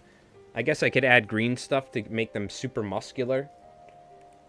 And if I made them Shrekwolfen, I might give them arms with, like, claws or something. I don't know. But these are all very, very good ideas. In fact, I don't know why I have Noct-jaggers. I should just have emus with guns, emus that fly, emus that are Shrekwolfen, and emus in tanks. You know what I'm talking about? The quality is fantastic. These are all 3D prints, but I'll show you right here. They are not only easy to paint because there's the perfect amount of... There's not too much detail like a Warhammer Mini. So this is their plastic linebacker model.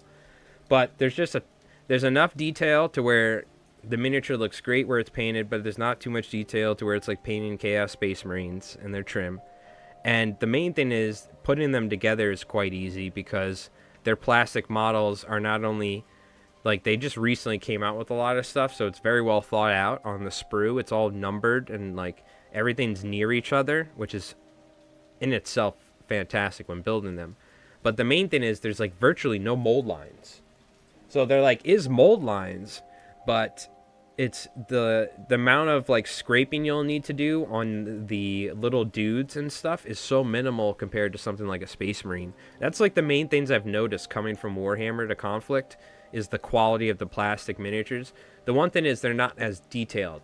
Warhammer minis have like 5 million little details, which make them so like crazy looking, which is one of the reasons why I love a lot of Warhammer minis. But a lot of times it like takes forever to paint those things, like forever. So this is like a pretty easy to get into game when it comes to price and the miniatures. Like, you can get a whole bolt action army for 120 bucks. You can get a Konflikt army for like probably under 200 bucks, depending on what you get and stuff, and if you can get some deals or whatever. Maybe a little bit more, I don't know. I just got the 2 starter sets and 3D printed some stuff and using some bolt action minis as well. But the ease of like dealing with the minis and the painting them and the what do you call it? The cost is one of the big things with Konflikt. The only complaint I've seen is the legs on the linebacker can't be posed.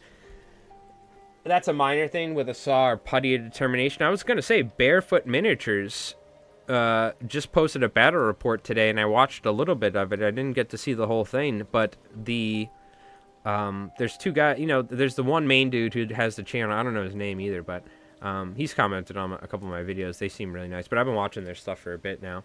But he has a linebacker where one of the legs is like it's running, you know? He has it so one of the legs is posed like it's running. So I don't know how he did it. I think he probably just cut the piston a little or something and then shortened it and then had the leg moved. I don't know how he did it, but it looked really cool. It didn't look like it was that crazy to do either. I just put it together like it was, you know? But I kind of wish I did some cool... if I get another linebacker, I'm going to do some sort of like... cool running pose as well. It's all emus all the way down. It's all emus, dude. You get an emu. You get an emu. You like the sculpt of the OG K47 models? Yeah, I will say Rev has a lot of the older metal minis from K47, and they look fantastic. The new plastic ones look good too, but I prefer a lot of the older ones as well for the actual... Just the design, even though the new ones look great. Like, the old ones, Bolt Action and Konflikt, it has a certain charm to it. Like, we've talked about it, how Bolt Action minis they almost look a little derpy and goofy, how the proportions of the human body is. But it gives it a certain charm to it, you know what I mean? And the older Konflikt minis have that a lot.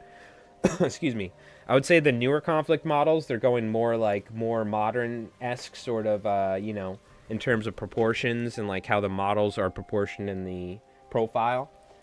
But the older stuff has that like 100% pure bolt action charm to it. Even a lot of the newer stuff does too. But the Hollywood World War II look, exactly. Yeah, it's a great way of explaining it. Like Hollywood World War II, or like there was a certain like art style almost as well. I'm gonna take a break here soon, just so I can wash my hands and so I can grab a drink real quick. And what do you call it? We're going to paint some weapons, and we really don't have much to do, so we'll paint some weapons, and then maybe we'll do some decal work or something like that. And yeah, we might even get to the point to where we can work on some Noct-jaggers or the Jeep or something. Or we can start potentially doing some emu. We could base some emus or something and like start gluing guns or making backpacks out of milliput. I don't know. We'll figure it out. Ended up with 3 linebackers between the intro set and the US starter. Not sure if I'll ever use all 3. I mean, 3 linebackers is getting close to a full army at 1,500 points, right? I've had what I think is this K-47 model for like 10 years. A little spider-like walker sort of thing. Thought I was never going to make an orc model from it. I thought you were going to make an orc model, but never got around to it. Is it the Kai Kiho walker? It could be. There's a Japanese walker. It could potentially be. Or it could be a German sort of Spinner mech. I don't know if they had Spinners in the original version of the game. Pulp style. That's a great way of describing it. Pulp style. Yeah. Older stuff has an old action comments. That's another great way of describing it. Kind of like a certain action comic from like the 30s and 40s. It has that sort of look because they would do art. It was like the propaganda art is a great way of also describing it. The propaganda from World War II and that sort of art that they would do in the U.S. here for like join, even that like join Uncle Sam or whatever, these sort of things. They had a certain look to how the faces and the proportions of the body were if they would show like war, like a war image or something. That's another good way of describing it. Yep. All right, we're going to take a quick break, chat. I'm swap the music from the Resident Evil real quick. Just because for some reason, when I'm not talking, sometimes we get some copy strike. Which I just got to, after the stream, I just cut out like 30 seconds or whatever. But I'm just going to play this real quick. I'll be back in just a moment, chat. Now's a good chance if you want stretch your legs a little bit. Maybe go grab a drink yourself or something. And we're going to get back to some painting here in just a moment. Pretty sure it's a German thing. It looks like armored car turrets on legs. Yeah, it sounds like a some sort of Spinner mech or something. Which is a pretty good model, too, in the game. That's why I like putting a lot of older superheroes as my paragons, like Dick Tracy, The Shadow. Hey, there. See, that's all perfect, dude. And it fits. It all fits as well, time-wise. Kind of in the same around, era, if you will. All right, chat. I'll be back in just a moment, all right? Let's put a little ambient music in the background.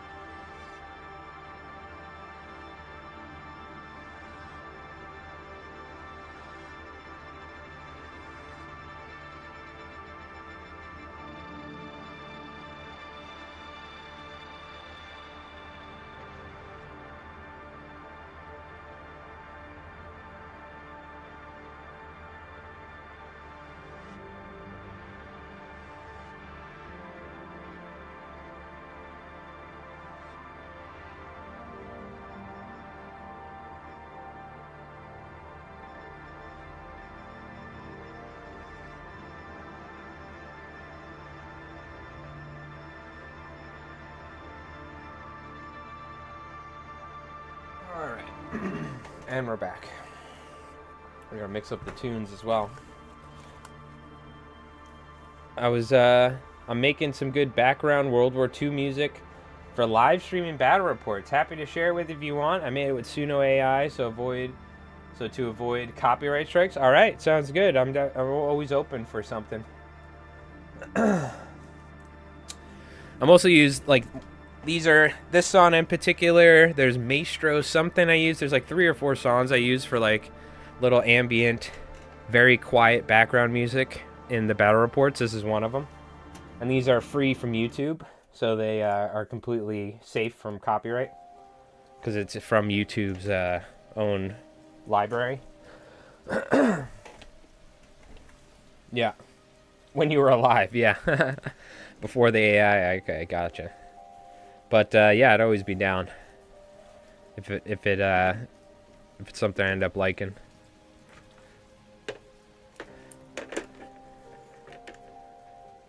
I will say I am gonna end up joining the humans against the clankers eventually.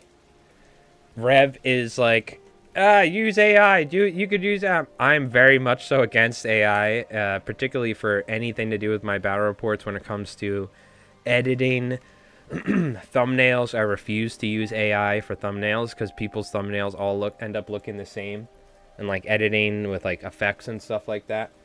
But I'm somewhat okay with music, but even though I do make music myself, so part of me is like, a lot of it ends up kind of sounding kind of same-ish because it's AI generated. It does sound better than anything I could make myself, which pisses me off as a musician that plays guitar. But some of it sounds pretty good. But for some like ambient stuff in the background that's kind of like quiet, I don't necessarily mind it per se. But I am very vehemently opposed to all the Sora bullshit that's in my AI feed all the time. Of like cows with RPGs blowing up McDonald's, or like there's like a mountain lion jumping into a hammock with some dude. It's like all my Instagram feed is nowadays. And originally it used to be dogs, cars, and fishing. From real people. But now it's all like AI crap, and it's real videos of people fighting each other to the death. Like, Instagram just loves showing me videos of people dying. I was going to bed last night. I was like, I don't know why I was looking at Instagram before going to bed, but there's like a video of some dude like in self-defense beating another man to death. I'm like, what the hell? Like, Instagram, dude, chill. Like, what are we doing here? I, like, scrolled from, like, a puppy video to, like, a homicide. Like, what are we doing, Instagram? That, and I get all the AI crap. Non-stop on there. But I will say, playing with Sora and making wrestling videos is hilarious. I've been watching, one of the only streams I do watch is Djibouti Show. I don't know if you're familiar with them, Djibouti Dubs. They have some very, very popular videos from like 10 years ago and stuff, but they've been live streaming for years. I've been watching them on Twitch and now YouTube. Thank God they multi-stream. They like stopped watching Twitch. And they did a stream where they put themselves in Sora, and they had Sora generate like 1980s and 1990s wrestling TV show clips. And they made like 5 minutes worth of clips and made like a little TV show out of it. And it was freaking hilarious. Like, that part of AI I like, but the part of it like that's going to be used to scam old people, and like eventually the drones will be AI controlled, bombing us with RPGs on Mavics or FPVs. I don't like that aspect of it, but understandably. But I will put look, I'm going to probably get prosecuted 20 years from now for hate speech, but down with the clankers is what I say, okay? That being said, I am open to some potential AI background music. Maybe, yeah. But I want my stance to be known for when the AI overlords come for me, drag me away in chains, shackles. Let them know I stood up against the clankers on this day. People joke about it, but it wouldn't be funny though if like you could get prosecuted for hate speech for saying clankers 20 years ago, like in the future. Guys, it's very offensive to the robots. Down with the clankers. There's one of the guys I watch from Djibouti show. His name's Justin. He'll like ask ChatGPT, and he's like, "Please." He goes, "You see, guys, I asked the AI, please, so when it takes over." And meanwhile, I'm like, "Down with the clankers." What's the guy from the son from Terminator? That Arnold Schwarzenegger had to go back in time to protect John something. I'm with that dude in the trenches. Remember the creek. Is that a quote from like something? I'm not. See, Rev would probably get that. Rev knows all the random quotes. I only know the super memorable ones. I blame it on the excessive amount of cannabis throughout the years. Personally. But was that like a saying from Terminator or something? The great battle against the clankers. Ah, Helldivers 2. Okay, I haven't played Helldivers 2. Haven't played. That was when I like fell off of video games. Everybody was playing Helldivers. I never got into it. It looks sick though, but I'm also more of a PvP dude and less of a PvE. So like Arc Raiders is up my alley. I was playing Tarkov. I was playing different like extraction games. That's in like PvP. That's like sort of my when I played video games. So the PvP aspect kind of turned me away from it. But it did look sick. That was like a freaking shoot other people and take their stuff game. I would have been all over that. I don't play a lot of games anymore, but you play Helldivers 2 and Enlisted? Oh man, we should play Enlisted sometime. I haven't played Enlisted in a while, but that was like one of my favorite like freaking free World War II games of all time, especially because you get you spend all your time just shooting everybody's bots that follow them. So I remember I'd just sit up on a roof with a bolt action and just headshot all the bots that were following the player. I love Enlisted. I actually have like I haven't played in a bit, but I have like some characters with like where I got all the Garans unlocked. I got all the Gewers and all the MP40s for the Axis. So I'm down to play sometime. I haven't played in a bit, but I was like, man, I should play some World War II game or something soon. I'll never forget. So by the way, I live in New York State, so it's legal. But I'll never forget I was playing Enlisted with my buddies, and I went down and like, I like ripped a bowl or something, or I don't know what I did. But and I came up, and we were the Americans on D-Day, and it was that one D-Day map where you work your way up and then you start moving inland or whatever, and you get up and it goes up into the hills where there was those like trenches or whatever. It was some map or something like that. I don't remember if it was exactly that D-Day map or another American map like that. But I'll never forget, I must have did like a heavy bowl rip or something.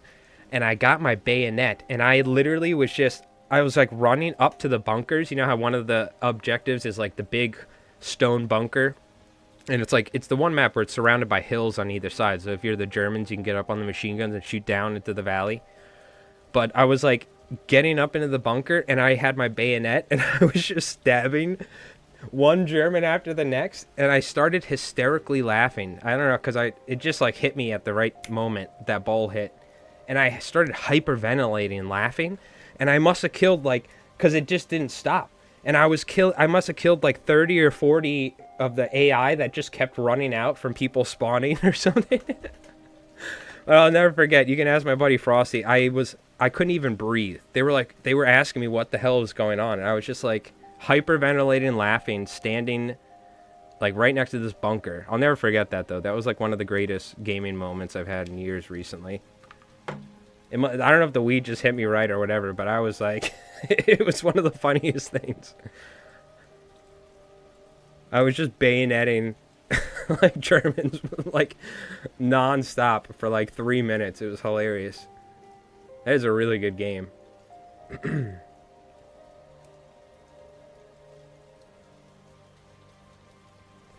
AI is demonstrated multiple times to be incredibly manipulative. Think you have the right idea? We leave that for our women. There you go.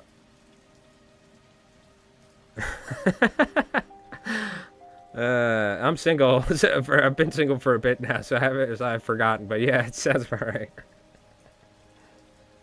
Johnny 5 will not take us alive. Johnny 5 was the cool one.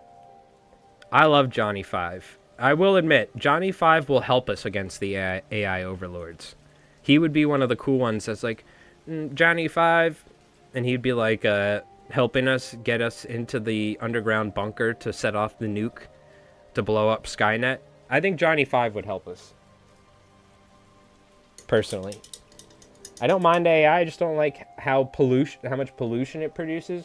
Well, that's the other thing, the amount of just energy. But yeah, we're screwed in general.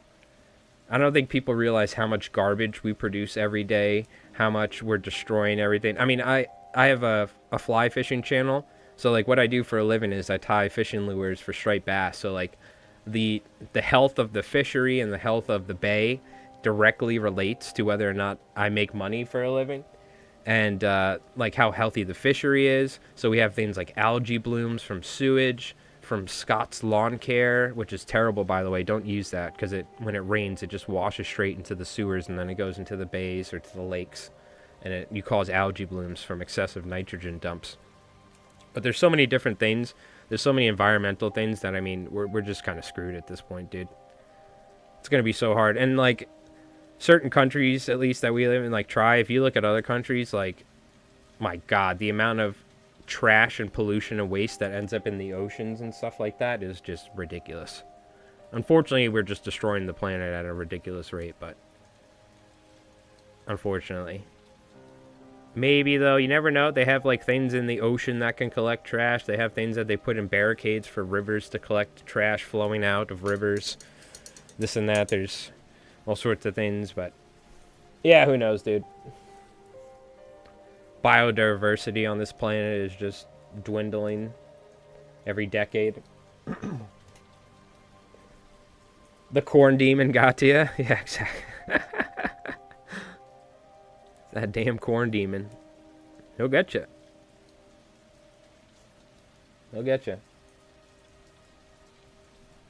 Yeah, there's nothing that pisses me off more than a plastic water bottle. You know what I mean? Like, take water and move it hundreds of miles just to have it be in plastic, which then you're going to be getting microplastic, which will make your dick not work properly in 20 years from now. It's fantastic. So we actually, my dad's friend, a fellow Turkish dude in France, he owned like one of the largest recycling companies in France. And what he did is he had a plant that it was very revolutionary for the time. And this was like 15, 20 years ago. He had this thing where it would actually take the PCBs out of the water, or a certain amount. So it would take the microplastics out of the water and then recycle the water. So it was like super revolutionary because a lot of rivers in France had this microplastic problem going on. And they probably still do. But it was super wild. He was former Turkish military. And like he was telling us, because he had this like multi-million-dollar recycling business with the French government involved, people had like tried to assassinate him before or something. So he showed us he had like freaking submachine guns in his bathroom and shit. Like PFAs, maybe PFAs, is it PBCs? Is it PBCs I'm thinking about? It's the microplastic particles.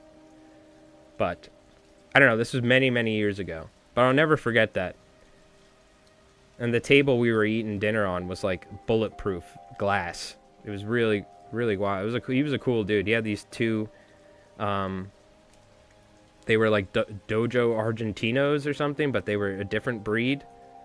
And they were like trained security dogs. Beautiful, beautiful dogs. We have some photos. Beautiful. That was a We also drank a 2,000 euro bottle of wine at his house. And that was like... I can officially say I drank a 2,000 euro, and this was like 20 years ago. It was like 2,000 euro bottle of wine. It was like from like, I don't know, I don't even know, it was like 60s or 70 or even way older, and the cork, like we could barely get the cork out. It literally tasted like juice. It was so freaking good. But that was a trip. I got to do some cool stuff when I was younger. My dad spent a lot of money taking me around the world and stuff. Racking up probably credit card debt. So we painted pretty much everything black. I don't really need to paint the joints in anything black because they usually leave them pretty simple. We could go ahead and maybe add some sort of glowing blue effect to some of these little things maybe. But it's not really a rift walker, so... I mean, it looks pretty good. This is kind of like it. We could always just add decals to this. Maybe add some metal to this, essentially. PFAs are forever chemicals. Yeah, I forgot. There's something like PFAS, I think they're called. It's like the thing that they used to put on jackets to stop. It's like for rain gear, like Gore-Tex, but it washes off and it causes cancer. And it's still a really big issue. It's like been proven that it's like, and this isn't like some sort of thing. This is like, yeah, we know that it's banned in most countries now or something. But they used it for years. Oh, you're right. We aren't destroying the planet. The Earth will survive us no matter what. 100%. 100%. I was in Turkey for 2 years. Fun place. Great food, beaches and castles. I've been to Turkey about 10 or 11 times. My father's Turkish. He goes every year for about a month. Because my grandfather was a pilot in Turkish Airlines. So, like, if your direct family member was a pilot in Turkish Airlines, you get free tickets for life. So, I don't, but he does. And so we've been many times, but he goes every year. Because we have family over there and stuff. And Turkey is one of my favorite places in the world. The food, the people, it's just amazing. It's a Muslim country, but it's literally like going to any other European country. You know what I mean? And it's great. I love Turkey. We went to Antalya. We went to the coast. We went to essentially the border of Greece. My dad had a friend there that owns an olive oil company, and he lived in like a freaking 200-year-old house that had like castle walls around it, like that were like 8 foot high. It was like so cool. And we were like walking around up there. It was good times. Good times. We went and got like a freaking baby lamb from the butcher. You know, obviously butchered and everything, but we had the baby lamb chops cooked over charcoal. Oh my god, so good. Yeah, the food is the best part about Turkey. Oh my god. Doner kebabs. Iskender kebabs. Woo. Alright, we gotta stop talking about food. It's too early in the stream. See, I don't know all the Turkish stuff. I'm sure if I told my dad, and I also don't know how to pronounce it properly, but I'm sure I probably know what it is. I just don't know the name.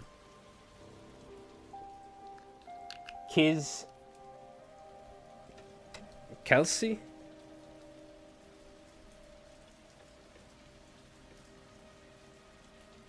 Cigarette Breaks are another favorite of mine. My grandma used to make them for me all the time over there, which are like little phyllo dough pastries with feta cheese inside. So good. But I remember we went to Iskender, which is this area where the Iskender kebabs originate, and Iskender kebabs are like a Turkish gyro essentially with like the lamb. But what I love about the Turks as opposed to the Greeks, the Greeks grind up the meat and they make like a giant meatball. And then that's what they put on the skewer that slowly spins. What they do in Turkey is they take cuts of lamb, almost like you'd take steaks, and they stack them. And I prefer that style of kebab, or doner kebab, aka gyros, much more. So they do that, but then they take that, they put it in a dish with pita, cuts of pita, and then they put tomato sauce and yogurt and bake it in the oven with like butter. And they use this like super rich butter. It'll make you like sit on the toilet for 2 hours, but it is so freaking good. Oh my god. The amount of butter that they put in there is ridiculous. But we went to like the The famous place in Iskander, I remember. It was so freaking good. Everyone was on the toilet for like 2 hours afterwards, but it was so freaking good.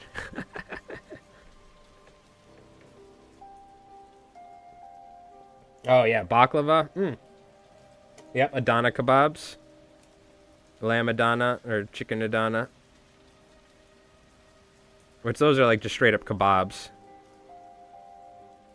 They have kufte, which kufte is a spicy meatball. These like lawn meatballs that are spicy. Oh my god, those are so good. The what's the name of the Turkish pitas? I forgot. They do these like, they do pizzas but on like pita bread with cheese and tomatoes, and there's a Turkish spicy beef sausage called sucuk, and they put these sucuk on it. Oh my god, you have to have the Turkish pizza. I mean, I'm a New Yorker that eats pizza. These aren't like, you know, pizzas. They're like a different type of pizza, but I will say that Turkish pizza with the sucuk and the Turkish cheddar cheese that's on there, oh my god. If you ever see those things. They also have lahmacun, which lahmacun is like a pita bread with lamb or beef, and they put like herbs on it and spices, and then they crack a lemon over it and sprinkle like lemon juice on the meat and the pita. That's really good. But the Turkish pizzas with the pita and the cheese and the sucuk is like, oh my god. No, not lahmacun. Lahmacun's different. Lahmacun's like a meat pizza without cheese, which is very good as well. But I'll show you. I'll see if I can find a photo of the Turkish pizza. It's like a pita bread pizza. They don't offer it everywhere. It's not. It's like a certain thing they do certain places.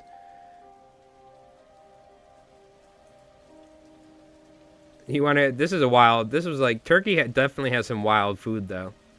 I've eaten cow brain and stuff. They love like tripe over there and all that. They don't care about eating organs. They love it. But on the beach, we were on the beach in Turkey, right? And someone's walking by and they're selling something. We're like, oh, what are they selling? You know, like in the U.S. they sell hot dogs maybe, or they'll sell ice creams, or they'll sell drinks. This dude was selling baked potatoes on the beach. And that's like a super popular thing over there on the beach. Some dude goes around and sells baked potatoes. And you can get baked potatoes with cheese or something, or this or that. I'll never forget though, this was in the 90s. Some dude's pushing a cart on this Turkish beach with baked potatoes. I was a little kid. I'm like, what the in the middle of summertime. I'm partial to the lahmacun. I mean, the lahmacun is, they'll bring out stacks of these pizzas and they just have beef or lamb and spices. And it's like a thin pita with meat, and you just crack lemons over it and put fresh put fresh cilantro or something on it and eat it like that. You can eat like 30 of them. It's dangerous for sure. Lahmacun. All right, I told you we're supposed to stop talking, but Turkish food, I can't help it, dude. It's like my weakness. It's my kryptonite, Turkish food.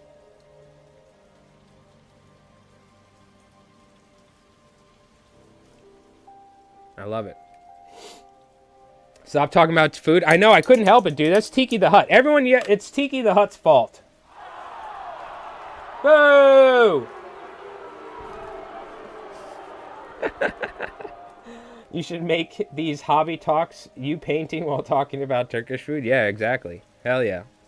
And then at the end of the stream, we break out Turkish food and rate it. My dad's like just slaving away cooking Turkish food downstairs. It is an understandable weakness. I could get my dad to come up here. He could just talk about Turkish food for 2 hours.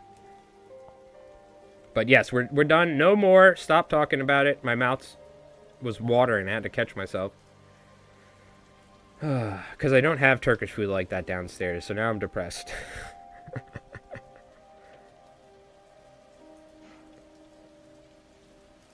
Luckily, we have Resident Evil ambience music to console us. Turkish food tier list? I'll do a Turkish food tier list with my dad one day on stream for you guys. Hell yeah. Just randomly, I do a video on my channel. Turkish food tier list. I'll just dress up like like Slammer Samuels.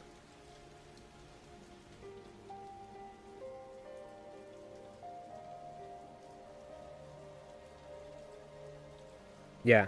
So if you ever see a Turkish food place, though, go check it out, all right? And tell them Mike Rolls Dice sent you, or Li Flies Mike. And tell them you said merhaba. That's hello. And when you leave, you could say good or shurs. It's kind of like good night, or like, you know, goodbye. Just go to gas stations, depending on what part of your country or where you live in the United States. Here in New York, everyone's either, you know, from either South America or Central America, or they're Turkish. Back in the day, in the 90s, every single gas station, every single 7-Eleven on Long Island in New York, it was all Turkish people. I know because we used to go there, and my dad would stop and talk to people for like 45 minutes at every gas station. It would drive me nuts because I'd be sitting in the car. But there's still a lot of Turkish people working at gas stations in New York, so you can always just throw a little merhaba out there and see if they respond, and then you know. The dude might, you know, start giving you a free Gatorade every once in a while or something, I don't know.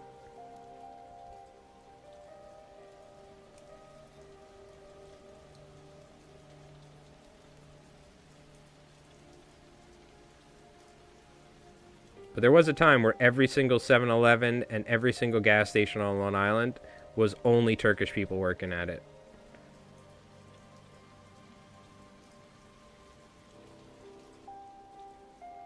I don't know why. I think maybe because all the gas stations or something were owned by Turkish people or something, and the 7-Elevens or something, or a couple people started working there, and they're like, all right, I know a guy. Does he make chai every day? We do have Turkish tea. I don't drink coffee anymore, but my family, we love the Nespresso, the George Clooney coffee. And those cups, they are very, very good coffee. So he drinks a lot of that, but he does make chai every once in a while, or Turkish tea. Which Turkish tea is very, very good. It's like a dark amber color. And they usually put a pretty healthy amount of sugar in there, sugar cubes. You don't need it, but whenever we go to like a Turkish place, we always get chai or tea. And they always give free tea. If a place ever charges you for tea at a Turkish place, it's not a Turkish place. Poser. Wannabe. I'll never forget, we go to this one Turkish food place here locally, and they were charging for the tea. And my dad goes to him, he goes, what the hell is this? And they're like, what do you mean? And my dad's like, he's like, I've never been to a restaurant run by a Turkish person that has charged money for chai. You should be ashamed of yourself. And they were like, Abi, I'm so sorry, this and that. And they brought the chef out, the owner came out and apologized to us, and they never charged us for tea ever again. But they know that they can get away charging Americans for tea because you get charged for everything here. But in Turkey, the second you walk into any store, they give you tea. The second you walk into a restaurant, they won't give you water, but they'll give you tea. Like, what do you mean you want water? You mean you want chai, right? You want tea? I'll never forget, my dad, they came out, they were so embarrassed. The waiter was put his head down. The owner came out. My dad's like, you should be ashamed of yourselves for charging a fellow Turkish person money for chai. I'll never forget that. That was so funny. It's true, though. It's true. I've been to Turkey. Everywhere you go, they give you tea for free. Yeah, these are 3D prints. I don't know where Rev is. I think he's out. He had to go somewhere. We could take a look. Are these Kayusha Kuno miniatures? I'm not certain. I believe these are STL prints, though, from somebody. We can actually take a look here in a sec. Hey, Mike, what's your go-to paint brand? Been recently getting back into miniature paint after a couple years not doing much. Been using relatively high-quality acrylic paint, but not dedicated mini paint. So I'm thinking some Army Painter. I usually use Army Painter. I will say the new Army Painter stuff, their Fanatic paints are fantastic. This is what I primarily use. I have a lot of older Army Painter stuff as well. This is their older Army Painter sets. Paints are very expensive. So I have a cheap starter set with this old Army Painter. I have a white to black kit that I got off Amazon of this Army Painter. Some of the other paints I use, though, are the Army Painter Speed Paint, which Rev accidentally got sent 2 kits and gave me one for free, so suck it, Jeff Bezos. And I've been using these, which I really like, for K47. This is, I want to say, like under 20 bucks for this set. The Vallejo World War II paint set. I have the German one in the US. And this is what I've been using for all of my US paints for a lot of stuff. But if I could, I would have like a giant Army Painter War Paints Fanatic set. This is like my favorite stuff for sure. Because of certain paints, I mean, Vallejo ain't bad. I've used some Vallejo. This is what I like picked up at a Hobby Lobby. You know, it's made for models, but not necessarily like miniature painting. But it works pretty good too. But the best quality, the Army Painter Fanatics, generally seems to be pretty good when it comes to coverage. I haven't used AK. I know AKs, a lot of people like the AK paint set. I do a lot of airbrushing as well, so I might just need to thin it down with thinner or something. All right, we're going to take a quick look at what were we going to, the Noct-jaggers on My Mini Factory.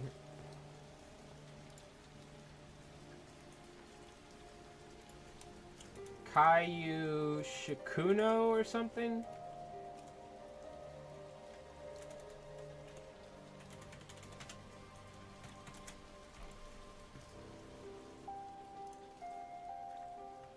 Where's... I forgot how to spell his name. I think they might be his, they might not. I don't know, Rev printed these, but I'm just guessing they might be his. I forgot how to spell his name. He's in the Discord.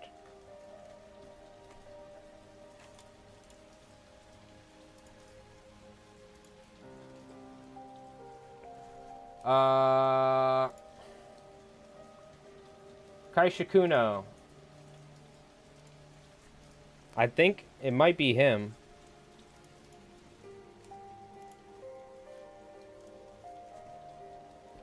We use a couple of his minis, or their minis. I don't know if it's a dude or not, but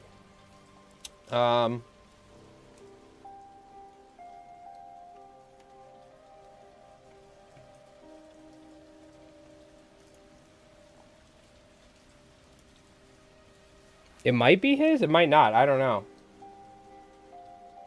No, maybe not. He's got different ones. Okay, I guess not. I don't know. I don't know where he got them. I'll try and find out, but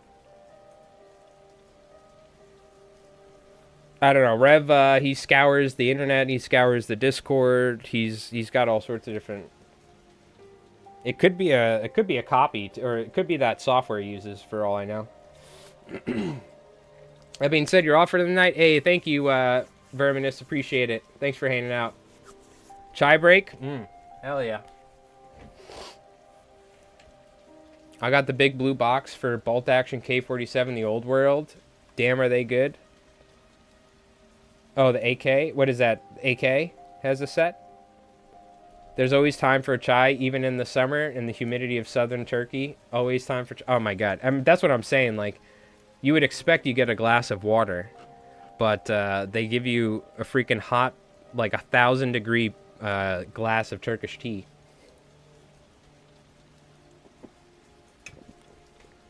Yeah, there's a good chance these could be, what do you call it? Where he used that software where it like scans them or something, like, or it automatically generates it or something. I don't know. He's got some secret magic software he uses. RKX miniatures for BA style.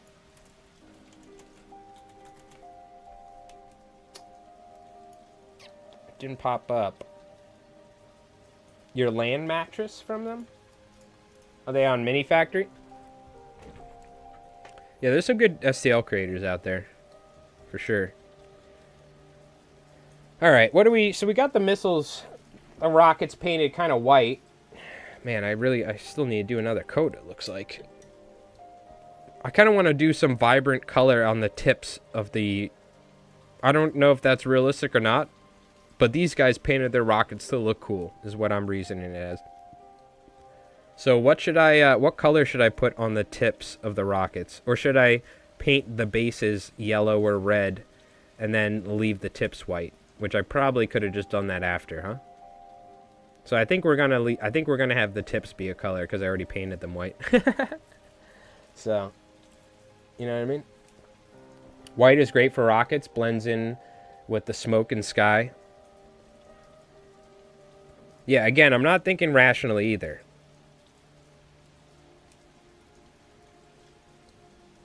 You know what we could do? Let's take a look at missiles. Let's just like take a look at missiles, real missiles. I'm sure a lot of them are painted green or whatever and have like white or something. But I'm curious, is there any colorful missiles from the past that we could base it off of? Because I'm just looking for like a little color to add to the miniature as well. You know what I mean? And this seems like a fun place to add some color to the mini.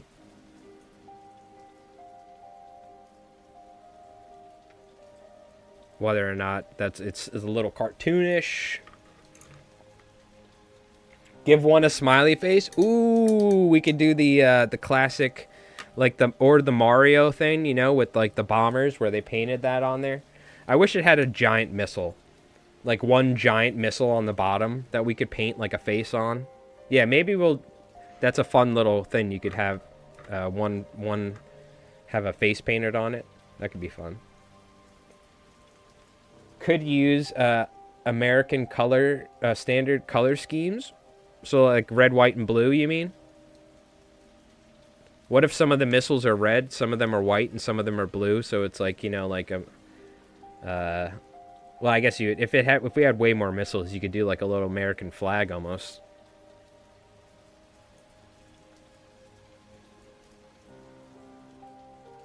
I feel like it'd be nice to have a little color instead of it just being white, though. I don't know if it's very realistic, but...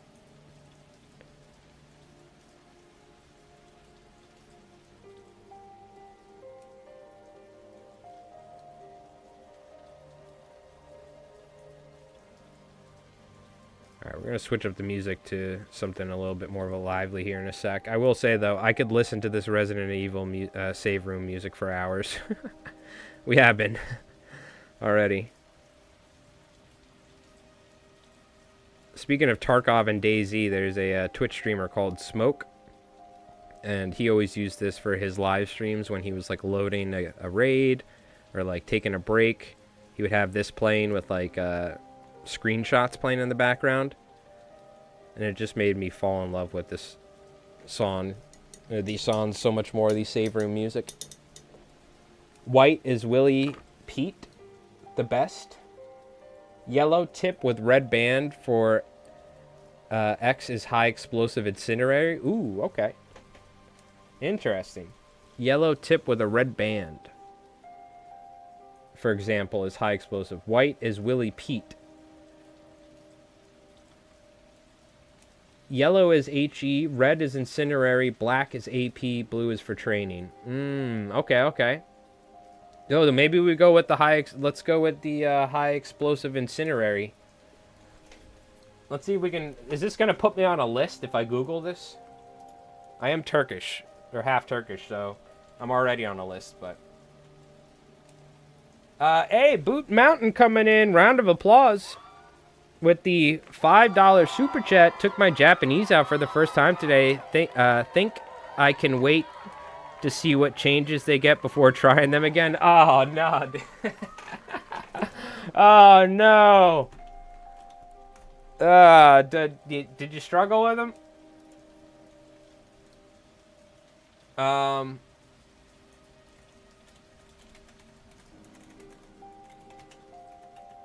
Incendiary.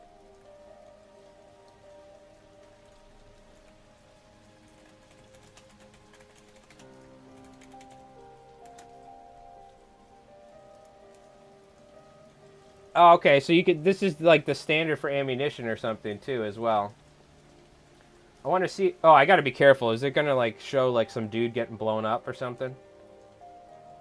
Well, we could paint it like this, like these. What are these? 30. Is this for like a freaking goddamn Bradley or something? It's like 30 cal rounds or something.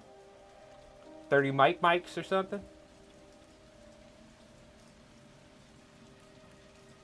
Yeah, so it looks like we could do yellow-ish, and then red near the tip. Candy corn of fun. Yeah, exactly. And then maybe like brass for the end. That's what we could do. By the way, that looks sexy to me. A nice like red with the black tip. That looks nasty. What is that? High explosive incendiary royalty? Or that's the royalty for the shot. What caliber is that? Alright, I like it. That looks cool.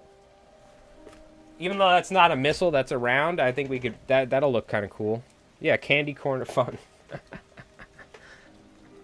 Okay, so are we going yellow for the most of it? I guess maybe we could have right at the base. The base could be like... We could have a little rim of white around the base. I'm sorry to hear that, Boot Mountain. I will say, we found... It seems like the Japanese are a very strategic army. Like, they do well in missions where you can use their Shiburu cannons, like what Rev did, putting them on ambush and using all the cheap bamboo guys to screen out and just, like, spread out with all the Shiburu rifles. And if you can set up in a mission to where, like, you don't have to... it's probably, you know, it was very... That mission in particular was very heavily favored them. But I think that kind of shined... That showed where the Japanese really shine, is that... that sort of tactical gameplay. Like, I play my US guys, like, move forward and shoot everything. I don't think you can play them like that, but...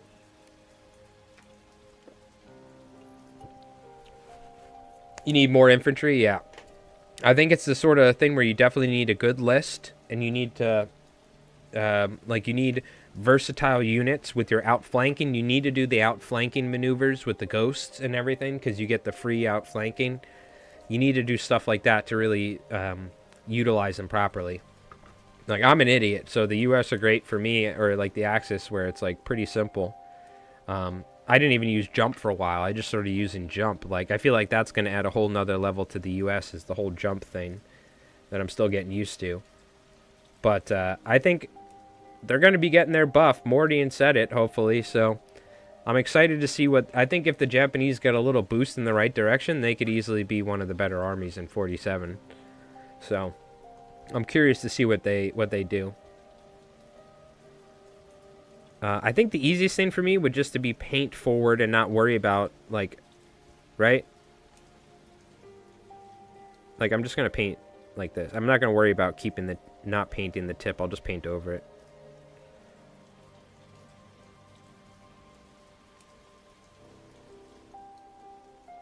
Oh, I went a little too far on that one, but that's okay. I want to leave a little bit of white, because this is the tip of the missile. The missile goes deep inside the chamber, you know? I don't like how there's no... Where's... Can someone tell me? I guess, is the missile exhaust coming out of here? Like, where's the missile exhaust coming out of? Now, this isn't the real miniature, so we can't blame them. For all I know, the real one actually has exhaust ports. But I hope there's some exhaust ports or something. I guess that's what those slats on the side for. But I feel like you don't want to restrict the backblast of a missile. Something tells me.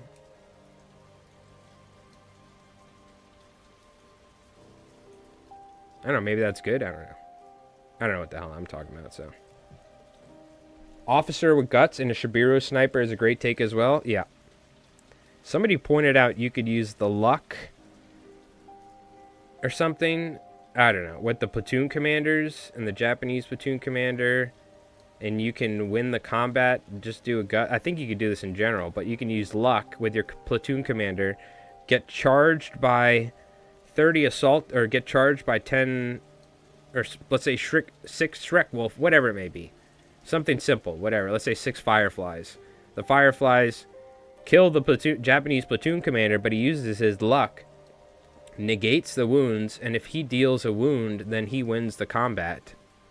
Which I think someone was, like, explaining in the comments or something. I don't know if I worded it correctly, but I'm pretty certain that's what they were getting at. I don't know if it was for the Japanese in particular, or they were just mentioning. Because Rev took a point of luck instead of guts for one of his Japanese platoon commanders. But I think...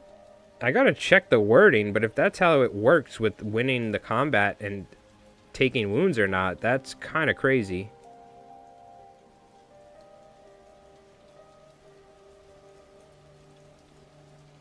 You can block the backblast once. Yeah. I've seen enough modern day footage out of Ukraine to know you do not want to be anywhere near when somebody's firing an RPG or a freaking disposable rocket launcher. Now that we can see modern day war in like 4K on GoPro footage, it's crazy to see. Like, it's wild, dude. But see so much footage of people firing RPGs like so close to other people and like in trenches and in rooms and buildings like right next to people, and like, oh dude, the backblast has to be so bad. You could just tell how bad it is being in like the same room with that thing going off. Does not look fun. It's probably a lot less fun being on the receiving end of a fragmentation RPG warhead, but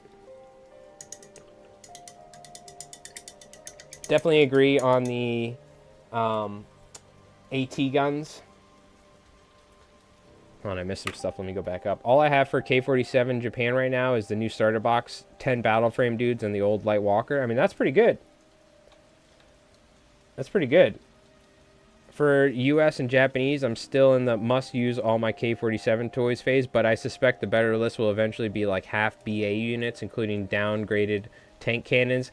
Yeah, that's the thing. I've been trying to use some like, I guess I say this, but I've been using regular infantry from K-47. In the beginning, I used an M18 Hellcat and actual bolt action pointed units.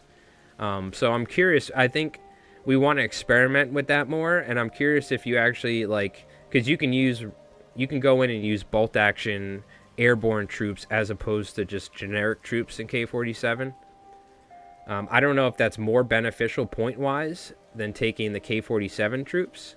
You're going to be limited in what you can use. But for instance, somebody pointed this out, like Rangers lead the way. Like, I don't know, does the Rangers lead the way rule, that's a US bolt action rule, right? But I guess you could, like, we might even do this where we home rule it one day, where we play with Rangers, and the Rangers can do their pre-move and stuff like that before they, you know, I don't know if you can actually use that technically with K-47, but I'm curious. I would like to do a game or battle report where we essentially take a meta bolt action list and go up against a conflict list. And I'm curious how it works out. Like, I know how in bolt action the meta was like multi-launcher rocket systems and all this stuff. So like, can we use that sort of stuff and like spam like meta bolt action units and beat a conflict army in like a score game or something? I'm curious if it'll work or how it'll work out. Could be a fun video.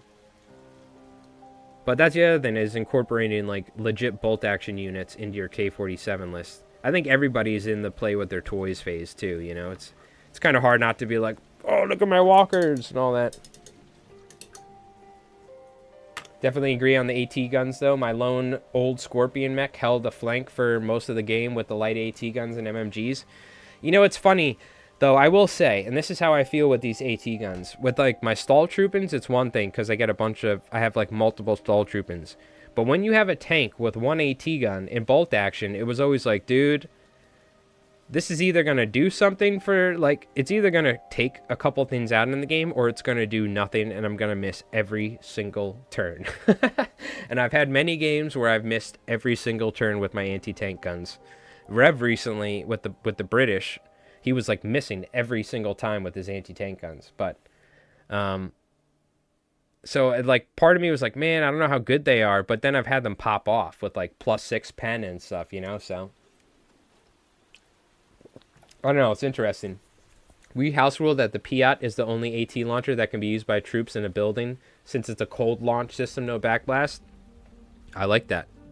I mean, you can fire an RPG in a building. It's just, you're going to blow out the windows, and you're going to definitely be hurting afterwards, you know, if you're not in the right spot. But, you know, I do like that sort of stuff, too. I don't know. It kind of, I will say, like, it did annoy me a little that, like, you can shoot unlimited RPGs if you have one dude with an RPG, or if you choose to shoot one.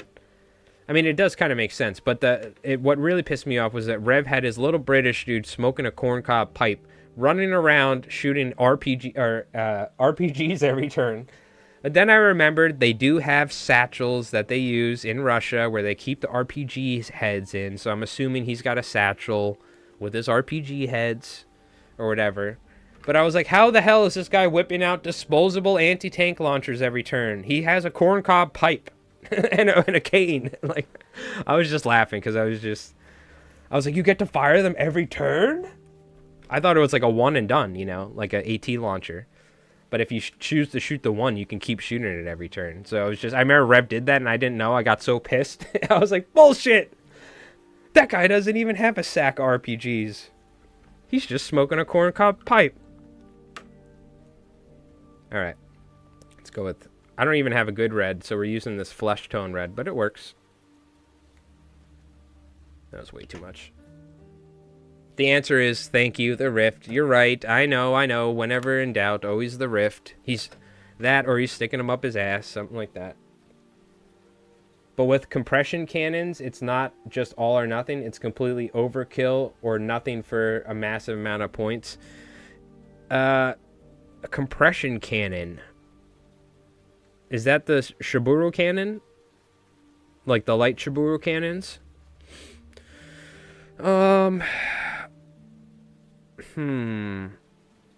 Yeah, I'm not sold. Oh my god, I forgot. We're supposed to just do the tip. Damn it. I'm not sold on the cannons, Shiburu cannons. But the rifles I'm sold on. The rifles are very good. I'm trying to think how the cannons have worked for Rev. Okay.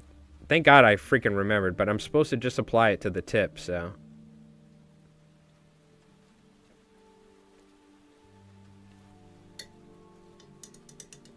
Chihas with medium ATs with zombies covering all on ambush.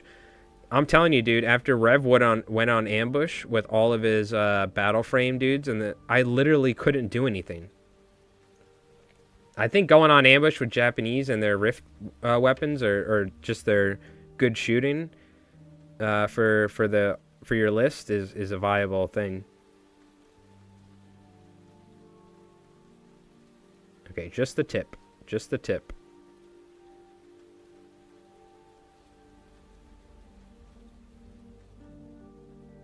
I got excited there. Think about baklava.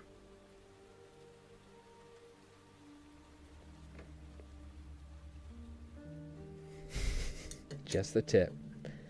What a band name, huh? What's going on, Tabletop Command Post? I knew you guys were going to have like 18 jokes. That's why I had to say it. Wasn't that from Parks and Rec? Where, what's Chris Pratt's character? Wasn't his band name Just the Tip? Or something like that? I think it was.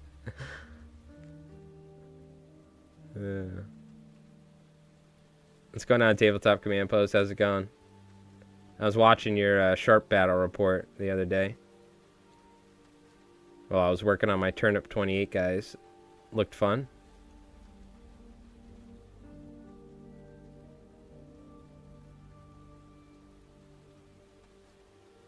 We're painting our high explosive incendiary missile rounds. Pistachio baklava. Well, yeah, I don't say pistachio baklava because all baklava has pistachio in it. If not, they'll put you in jail in Turkey. Here in the U.S., they don't do that because they're cheap. You'll get some baklava where it, like, has almonds or some shit. You know what I mean? But in Turkey, it's like... I mean, they do have non-pistachio baklava, but it's like a disgrace. Like, if you're giving me baklava in Turkey, you better have pistachios in it. None of that cheap shit.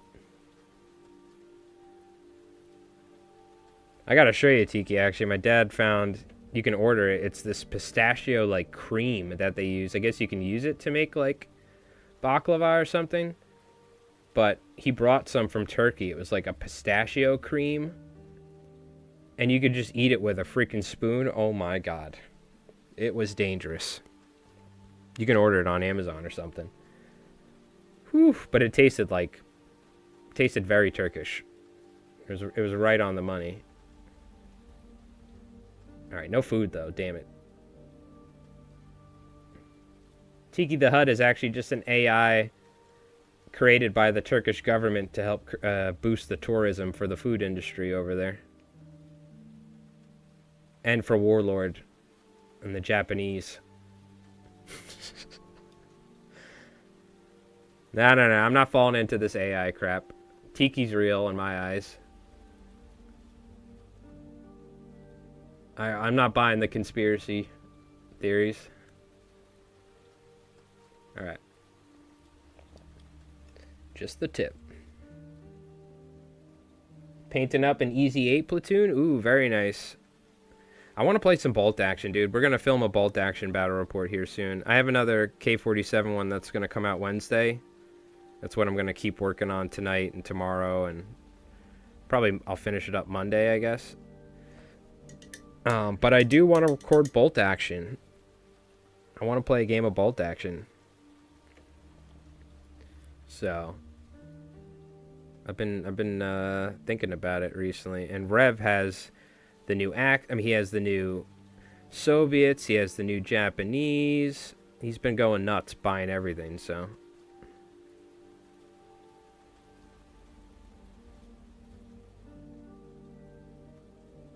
we are going to have to play some at some point here on the channel.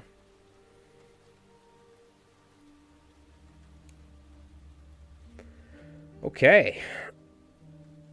Because I think what I'm going to do is I'm just going to paint now the tips of these silver. And that'll be the red band. You know what I mean?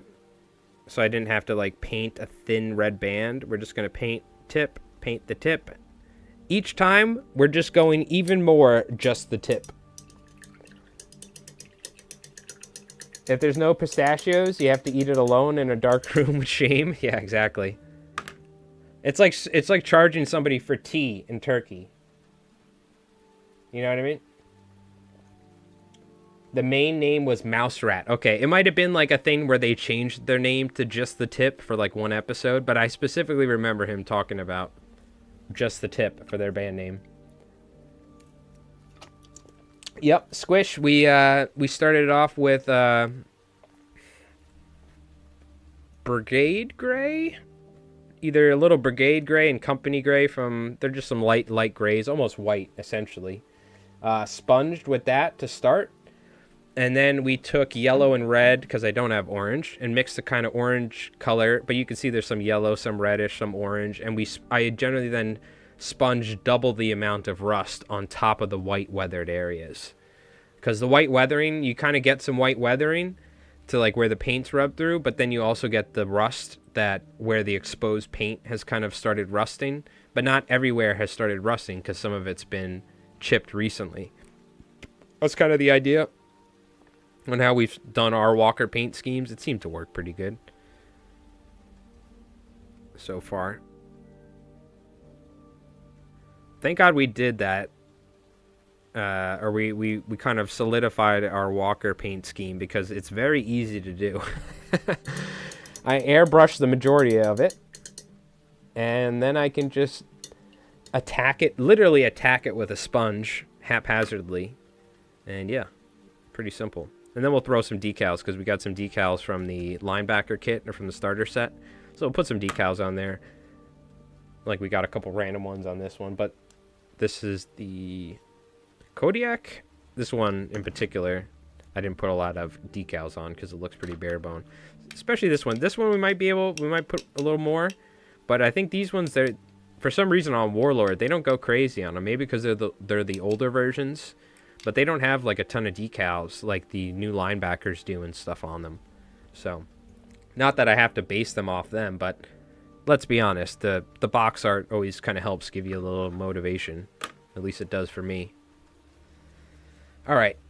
I think we're going to go with, like... Now, here's the thing. Should we go with, like, a silver, or should we go with, like, a bronze for the tip? I also have brass or copper. Should we go with bronze for the tip? Because it was, like, that metallic end of... Mind you, that was, like, a giant 30 cal round or something for, like, a freaking AC-130 or something. I don't know what that ammunition was. But the high explosive incendiary rounds or whatever. What are we liking for the tip of the missile to match that sort of incendiary ammo that we saw? Got like a bronze color. Kind of matches like a... kind of matches, if you will, like bullet ends. We have a plate, just like a silver, or we have this copper. Which the copper, I'll show you. The copper is what we used on this right here. These ammunition rounds for the brass, if you will. Which is funny because I don't even know if I have a brass color, but what do you think we should use? You like the copper? I kind of like the copper too.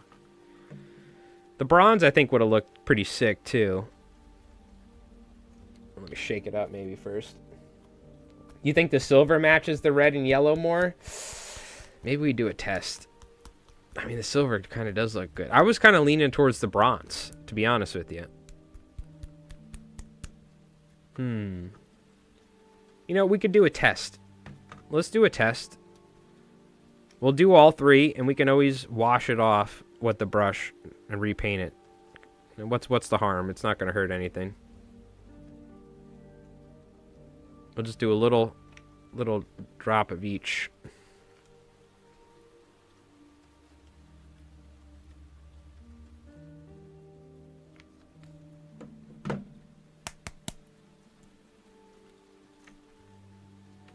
Ooh. Is that mixed up enough? I guess so. Alright. We'll try silver first.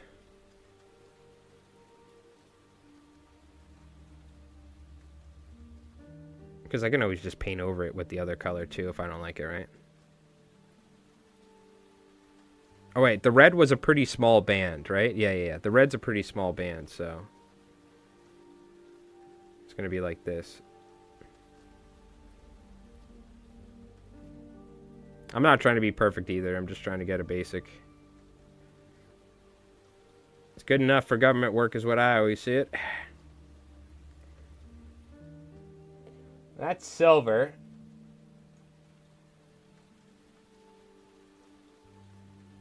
Like that.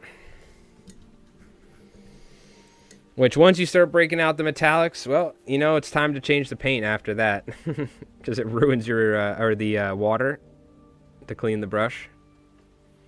Alright, this is the bronze, which I think, I haven't used this in a while. The paint didn't look that mixed up, but let's try it. Yeah, I don't know how mixed up this is.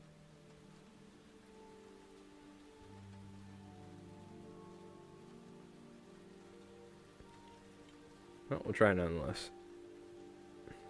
Looks a little separated. And then we'll try copper. Yo, Fish and Game, what's up? How's it going? How you doing?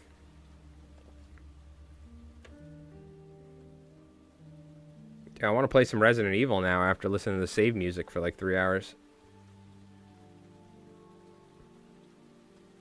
Yeah, you know, the silver kind of is looking almost like the winner here, in my opinion. It also could be that the silver just laid down the nicest. Or coated over.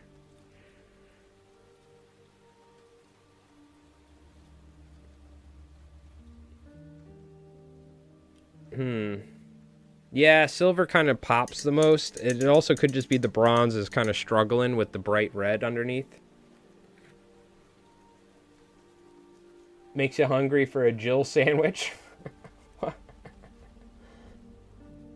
Yeah, I think the silver kind of just... Well, the bronze doesn't look too bad. Or the copper doesn't look too bad. What do we think?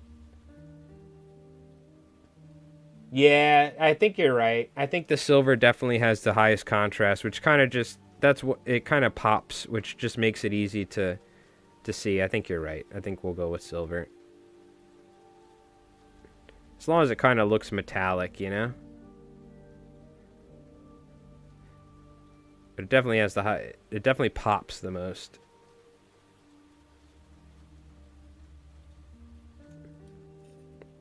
For sure. I agree.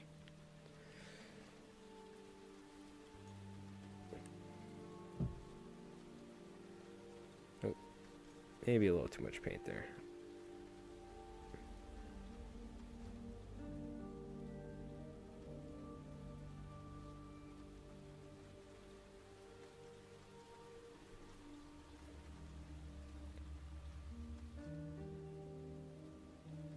Hopefully it's in focus, because I'm just staring at the mini. It's not in focus. Let me zoom out a little bit.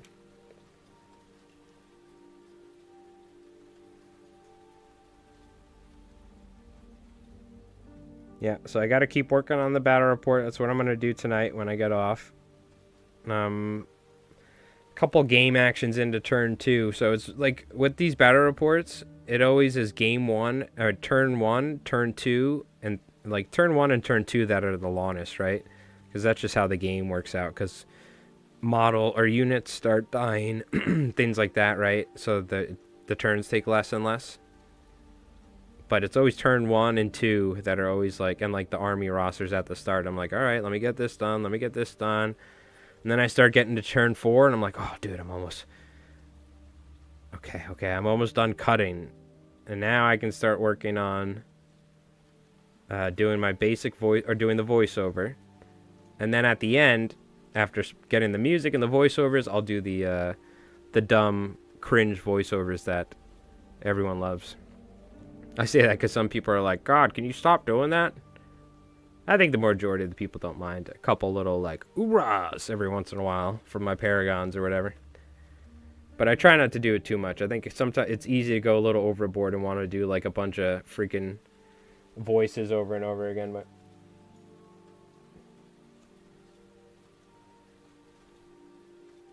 I've been trying to go a little less crazy with it. But I can't help myself. I'm going to keep doing that. It's so much fun. You fool. Because let's be honest, that's what I'm doing, at least when I'm playing. I'm picturing all my guys like going, go, go, go. Take cover, artillery. Explosions going off. 120 something mils landing next to him.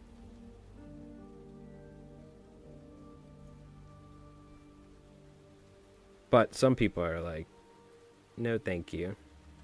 Which I don't blame them. Everybody's got a personal preference. But that being said, I kind of like how our battle reports are, so I'm just going to keep it the way it is. One thing I learned is you can't change up everything you're doing just because maybe one or two people, but I always take criticism, valid criticism, to heart. And I always keep it in the back of my head. If somebody, you know, because it's, you know, everybody's opinion's worth something. It helps. Whatever I can do to improve my battle reports and stuff.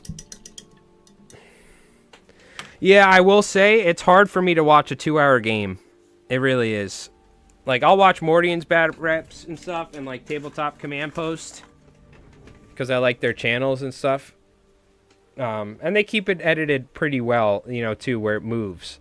But I will say I'm in the camp of I always liked watching play on tabletops 40K in 40 minutes and stuff like that. So that's why I kind of, even though I tortured myself by now all my videos have to be, you know, I take an hour and 20 minutes worth of footage, edit it down to like 30 minutes or 40 minutes. And it takes like so much time as opposed to just cutting it and putting it together where it's us playing and talking. It would be so much easier to do that. But that being said, I do like, I think it's worth taking the time to do it for me and stuff. So, and it's different, you know, people like Tabletop Command Posts and Mordian, they have their style of battle reports. And if, you know, some people, and a lot of people do want to watch the full thing so you can see exactly how the game works. So you can learn the rules. Stuff like that, you know what I mean?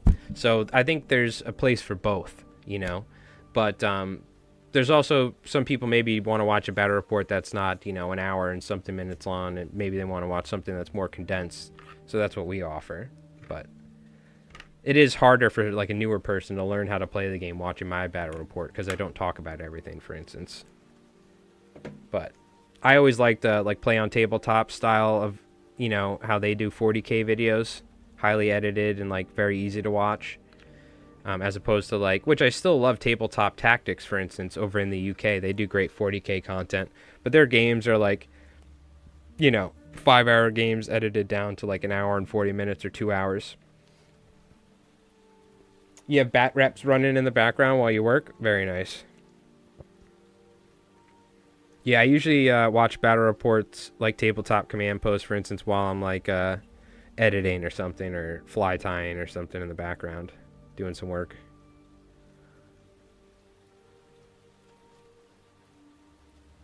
Or I'll watch like sometimes I'll like watch Mordian streams or something. But I also watch a lot of non wargaming stuff.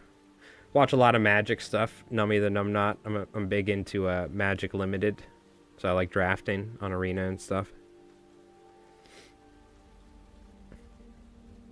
Okay. Maybe we make this section very rusty. I don't know. That looks pretty good. Let's take a look. Dude, shout out. I forgot. Was it Hankovich? Somebody mentioned, or maybe it was somebody on YouTube that mentioned the standard colorization of US ammunition. Shout out. We could have left them white. I think these came out great, dude. Look at that. I could have gotten cleaner, but I think we did all right. We have white for the back section of the missiles where it meets the tube. We have the yellow for the front section. We have the red band, and we have the silver tips to denote that they're high explosive incendiary missiles. Hell yeah. Look better like this? I think so too, right? It added some color too, you know, because there's not a lot of color on this. Now what I can do is after this dries, I could take the sponge with a little white and I could apply it to the missiles a little bit if I wanted to. I don't know necessarily how much you actually want to take active, like a proper wartime load of missiles on your walker though and rub it into stuff on buildings, but I mean I guess there could be some wear and tear on there. Now to do the tips of the ammunition on the other mech. Oh dude, you're right. Now I'm gonna have to do the you just use a smaller brush, but now you're totally right. I feel like I should do it on these ones. That might be off stream, but now you definitely make me want to do high explosive incendiary rounds on all my HMG rounds. Do they do 50 cal rounds like that? Does anybody know? I mean, it seems like they would, right? I mean, those were all like 12.5 and like 25 cal and like 30 cal ammo we were looking at. I remember when I used to play with my G.I. Joes, they used to be smooch schmooch voices when Lady J made out with Duke. Okay, Squish. All right. Hell yeah, brother. Look, I had a Posh Spice doll because I was born in like 1990. So the Spice Girls, when I was a young lad, the Spice Girls were like hot. You know, they were like the main thing. This was like back like when Backstreet Boys or whatever came out. So I had a Posh Spice doll, dude. She was, look. And I didn't like playing with dolls. It was just the fact that it was Posh Spice. I said, I asked my mom to buy me that.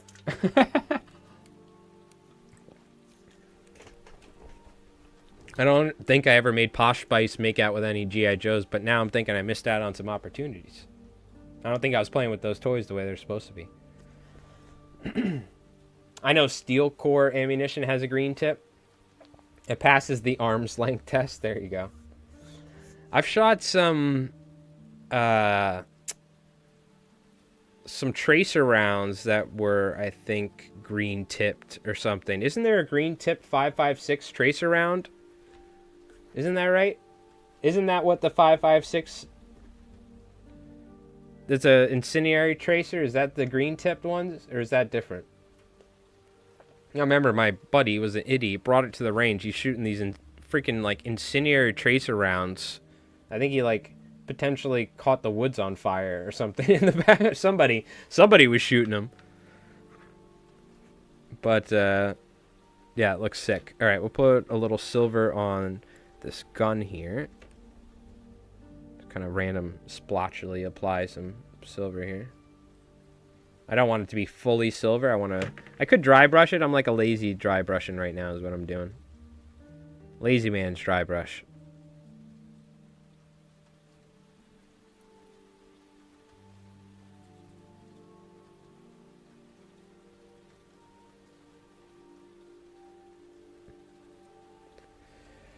And we want to hit this metal grate as well. Turn my brush around so we'll keep it black for the most part. Whoa, my hand's shaking like crazy. There we go. Yeah. For aircraft, but not for infantry. I remember we had some 5.56 ammo that was like, it had some colored tip to it that was a tracer, but it was like some sort of incendiary tracer. Or maybe not, it was an incendiary tracer, but it was some sort of colored tracer that had a certain tip to it. Alright. It was a 5.56 round. Hookah Lounge break? Dude, I'm telling you, I stream every Friday. I've been streaming for about 8 years now, okay? Mostly on Twitch, now on YouTube. So I stream, like, what did we do the other night? I'll show you what I did last night on my stream.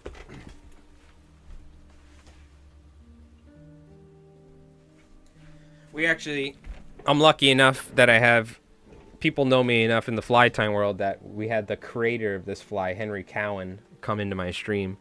But this is a Cowan's Magnum bait fish or whatever. But we tied this up on stream, and now I just realized I cannot. Oh, now I remember. I've been streaming fly tying for like 8-9 years now, and what do you call it? Like, I don't know what it is, but with fly tying, I'm constantly tying. I have a vise. I'll show you actually what, if you guys are interested, what it looks like. This is what I have. This is what holds the hook right here. So this holds the hook, and then I can work with it and wrap thread on it and tie stuff and make it look like a fish. But, so, what do you call it? And this is my bobbin right here with thread that you use to wrap on the hook. But I've been streaming fly tying for many years now, and streaming for 3 hours of fly tying, and I'm exhausted by the time I'm done with it.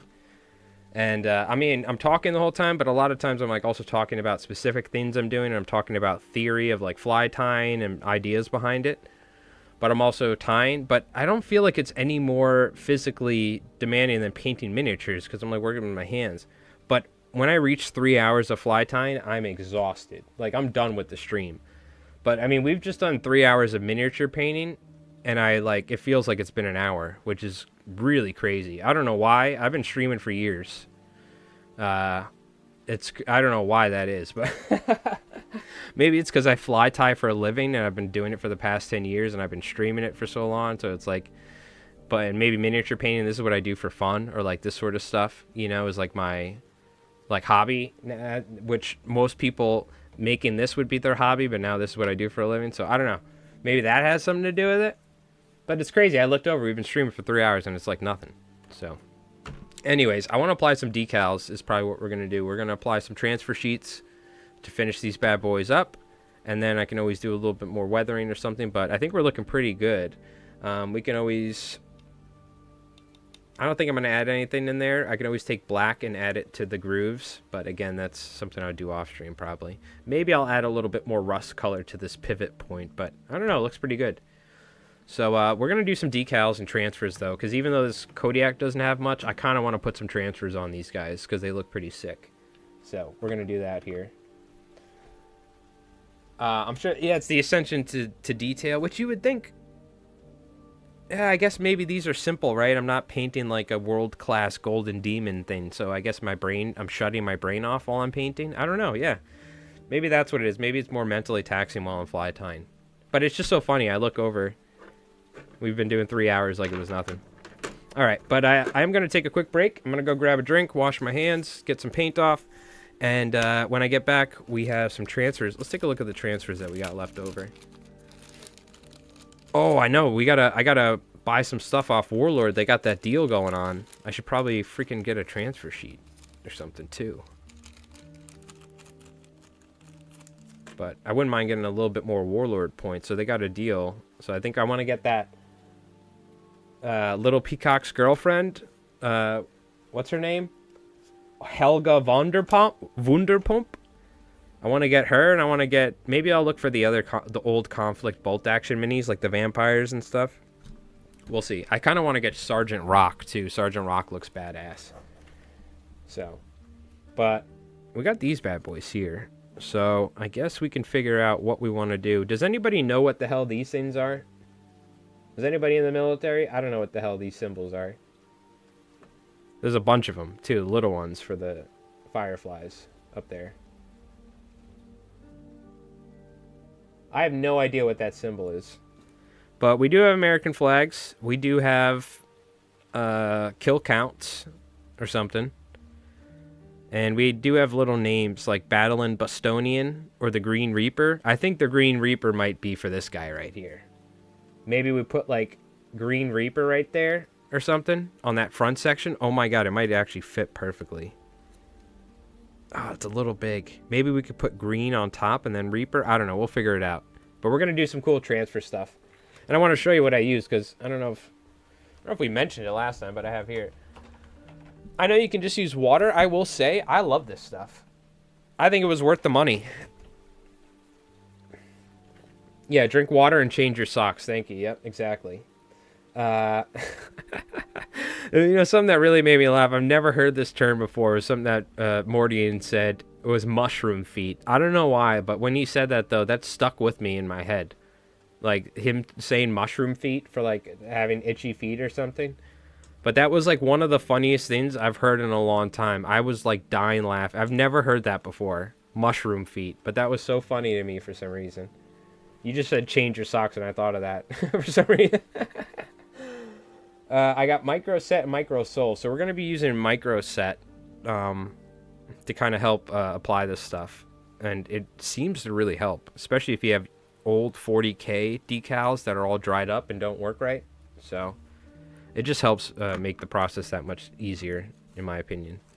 So, all right, cool. That's what we're going to do. We're going to apply some decals. Oh, we also have a Jeep. We could do some weathering real quick and maybe put a US star on there or something. This is more of like a background piece. You can see this was like a random 3D print that Rev found, but it didn't really end up being the best quality, so he just gave them to us. We're thinking about just using these as like terrain, maybe in like, you know, stick them in a garage or something.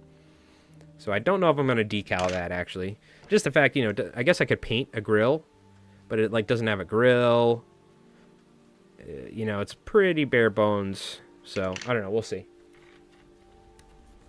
Moto Surf. All right. Chat, we're going to take a quick break. I'll be back in just a moment. Appreciate everyone hanging out. I'll put on the other ambiance music just so we don't get copy striked in case an ad pops up or some crap. And when we get back, in fact, I'm going to search it right now. Let's swap on over from Resident Evil. Let's go to the Streets of Rage. Streets of Rage OST, baby. I love it. Oh, yeah. We're listening to this when we get back. Some good stuff. An MP Jeep, good for terrain as a roadblock, heck point, or put by a top secret captured model. Yeah, checkpoint. Yeah, exactly. I like how I said heck point. Exactly. That's what I mean. Like, yeah, of course there's going to be random Jeeps everywhere in World War II when the U.S. are around because they had like freaking millions of those things driving around Europe back in World War II. So, all right, chat, we'll take a quick little break. Let's, we got our freshly painted minis with our beautiful rockets and all that. Let's go ahead and put them right in this front and center. Which this is probably my favorite Konflikt model that I painted. I had so much fun painting this, where we did the camo job. We did all the what would FDR do. This is probably my favorite Konflikt model I've ever painted, for sure. Top secret plans in the glove box. Oh, hell yeah. Top secret plans and maybe like some nice Cuban cigars or something. So that's the mission. Retrieve the cigars, Johnson. All right. I'll take a quick little break, chat, and I'll be back in just a moment. Appreciate everyone hanging out. We'll apply some transfer sheets and finish up these walkers. Make them tabletop ready. All right. I'll be back in just a moment.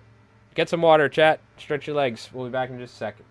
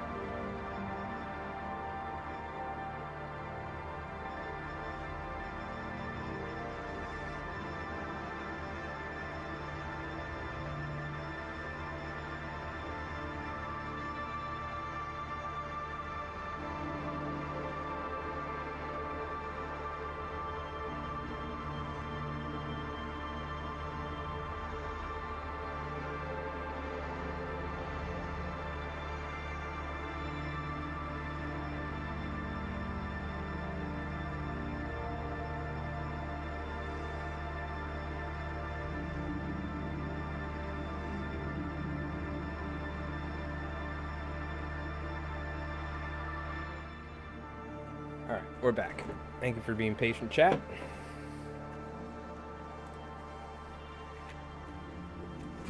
Man, I gotta say, the missiles look sick.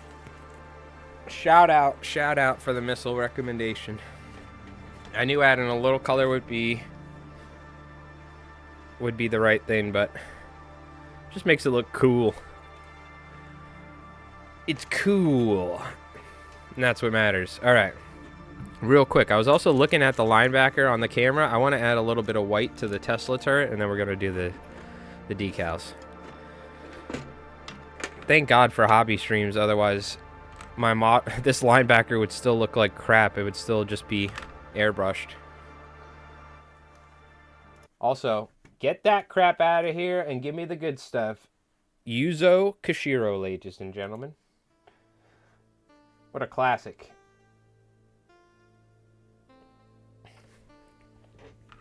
All right. Okay, what are we doing? We're taking white. We're going to add it to the Tesla coils. Again, this is my white nowadays. Brigade Gray. You can't even tell the difference. What's my favorite Allied Walker? I don't know. It's hard to say.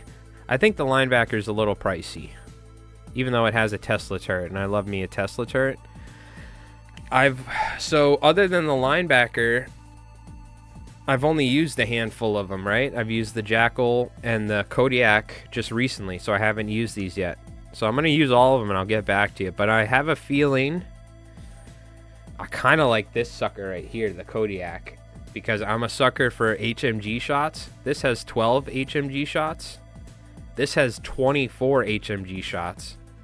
And with the light autocannons, it has 4 autocannon shots at -2. So I do really like this Kodiak for the points too.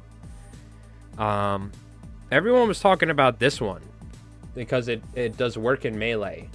So I'm not certain how good it is. I'm curious.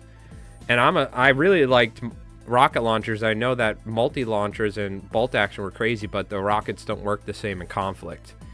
So I don't really know if this is going to be worth it. We'll see. I do love the linebacker, but I think it's either a tie between the small Jackals for 135 points flamethrower.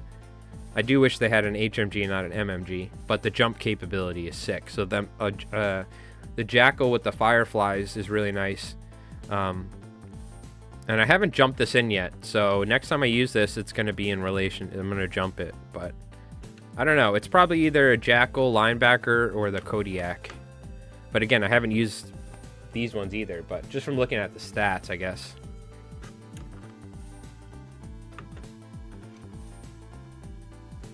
So I want to try. I got to try all of them first. I would like to. That's the other reason why we're doing this.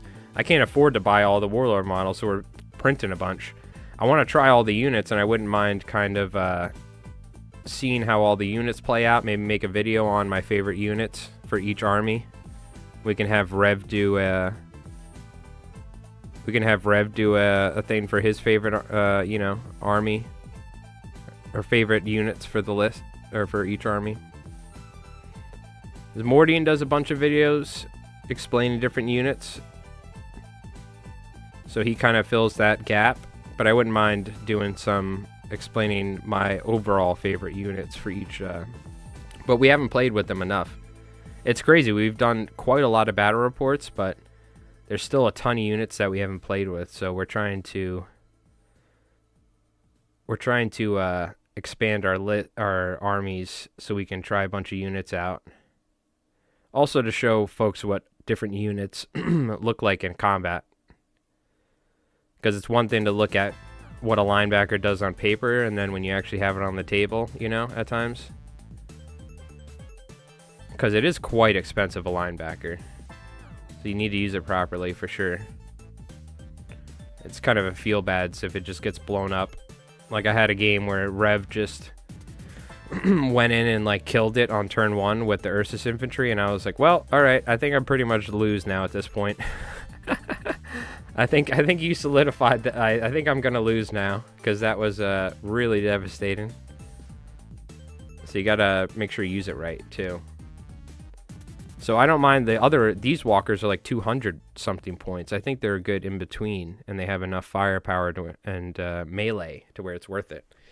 I'm telling you right now, I believe the strongest stuff you can do in Konflikt is either really good melee units, because you got to realize the way melee works in Konflikt and bolt action. When you win, that's it, game over. You win the melee, the other unit gets taken off the board. So like melee is super strong in general.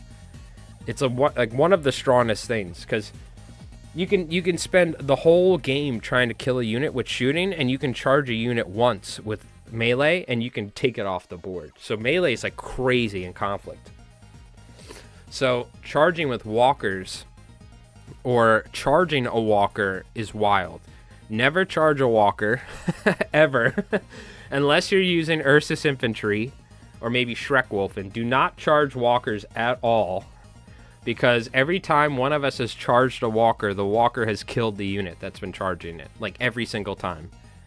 Unless it's like a 10-man straw Japanese squad. Because you saw in the last game, Rev charged with like 2 Japanese soldiers. And he's like, they just immediately died from the legs and the arms. And he's like, oh yeah, that's right. I should not be charging a walker.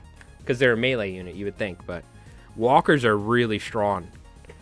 Like, it almost makes you think there's almost no reason to take tanks when you can essentially take the same sort of loadouts as a tank, but with a walker, and get the melee capabilities. Because the strongest thing you can do in Konflikt with a 12-inch moving walker that has guns and melee capabilities is take this thing, run through like 4 or 5 infantry units with your 12 inches or advance, cause morale checks, and get free attacks on every single infantry unit as you walk through it, and then turn around and shoot one of them, or shoot multiple with your different guns. It is, every time we do it, it's such a strong move that it has such an impact on the game. Like, if you can line up a walker advance through units and then shoot the most dangerous unit with your best guns, oh my god. What's the walker melee rule that makes them so strong? It's they get free attacks. And it's not hits, I believe. I think it's just wounds. It might be hits. I forget how it works. Rev is the master of remembering all the rules. But essentially, if there's 2 Noct-jaggers here, and they don't have any Rift Dice abilities, and this walker is advancing, first off, the walker moved. So if this unit doesn't have fast, they're hitting on 6s, or hitting on 6s into 6s. I forget how it works. If they have fast, they hit on 5s. So it's hard to hit a walker that's moving. Then they charge it. The walker gets free attacks before the unit can even make its melee attacks. So it's going to get its legs and its arm attacks before they even get to attack it. So there's a good chance it's just going to like kill them. And the leg attacks are for 2 legs. For each 2 legs, you get 1 attack, I think it is. You do have to roll to hit with walkers. If they get charged by infantry, they auto hit with pen 4 for the arms and pen 2 for the legs. Yep. So for 2 legs, if you charge this walker with 2 Noct-jaggers, not only is it harder to hit it if it was moving, and they don't have fast, but these do, I guess they would, right? But because they charged it, it gets auto hits. And so 2 legs would be 1 leg attack or 1 leg wound at pen 2, and the arms would be, is it 2 attacks for each? So you'd get 2 attacks because you have it or something. I forget what it is, but I think it's like you get 2 arm attacks at pen 4. So that's really strong. And they're not hits, they're wounds you're dealing, or you're rolling for the damage rolls, I should say. So it's incredibly strong. So that's something you need to do if you have walkers, is get them in a position to where they can move through infantry, and what do you call it? 1 attack per arm. Okay, so it's just 1 attack per arm. For the legs, it's halved, right, or something? 1 per pair of legs. Thank you. Yep. It's incredibly strong. When Rev did it the first time, I thought he was cheating. I'm like, what the hell is this bullshit? You can move through it, get free. Well, so you have to roll to hit if you're advancing through. But still, he was like, and if you fail the morale test, they flee off the board. So if you charge, let's say, here we go. I'll give you an example. Now, these might be fearless, but let's imagine these were 2-man units of, let's say, a platoon commander with a dude, platoon commander with a dude, platoon commander with a dude, right? And you do this. You have 12 inches. You go through each unit, right? They have to move out of the... Let's say you stop here. These dudes have to move out of the way. Each unit has to take a morale test. If they fail the morale test, let's say this unit fails, they flee off the board. Not only that, then you get your attack. So you make your hits. You have your 2 leg attacks, your 1 leg attack, your 2 arm attacks. Let's say you maybe kill one here, and then these guys, they pass the morale test. They have to move an inch out of the way, so you can move them like away from objectives and stuff like that. Technically, they could still move in whatever way, but still, you can do movement shenanigans, I guess. And they can attack these guys. Let's say maybe they don't kill one out of this squad, but what they do is now they can shoot their guns in point blank range at the unit that moved out of the way. So it's so good. So these are the things that, like, and this is why I'm happy Rev's so smart, because we get to show you folks some cool stuff like that. So we're still learning really cool interactions. I think there's a lot of really cool interactions in Conflict that you can use to do some crazy stuff. That is why tanks with medium ATs are nice. They move that 2 shots coming in, hitting on 3s. So you're saying a tank with a medium AT, they move that's 2 shots coming in? Are you saying you use a tank then to shoot the walkers as they're moving? Or explain it a little bit more, because I'm just having a hard time understanding. I want to understand what you're saying. Alright, what the hell were we doing again? I got so excited about walker charging. Oh yeah, we're doing transfers. Something like that. Alright, what do we got here? Don't we have some random ones too? I think we have some cool, like, next stop Berlin. We should use those. And we got numbers. So I let someone else pick it this time. Tiki's been super generous, which you don't have to do, by the way, with all your memberships and stuff. Why don't you pick me a number, Tiki? We have letters and numbers. What are my letters I have? Oh yeah, we got 6-9. We could do 6-9 and 420. But we have these letters here. Let me zoom in. I want you to pick letters and numbers. If the walkers move and you pop ambush. Yeah, okay, that's what I thought you meant. That makes sense. That makes sense. Why don't you go ahead and pick me either just numbers or a letter in numbers, and you can tell me which walker you want to put it on, and we'll figure out where to put it. But I want to put like a letter in numbers. I let somebody else pick it last time.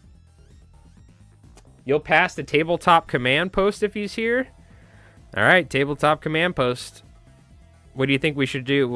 Or should we do 420? 6-9?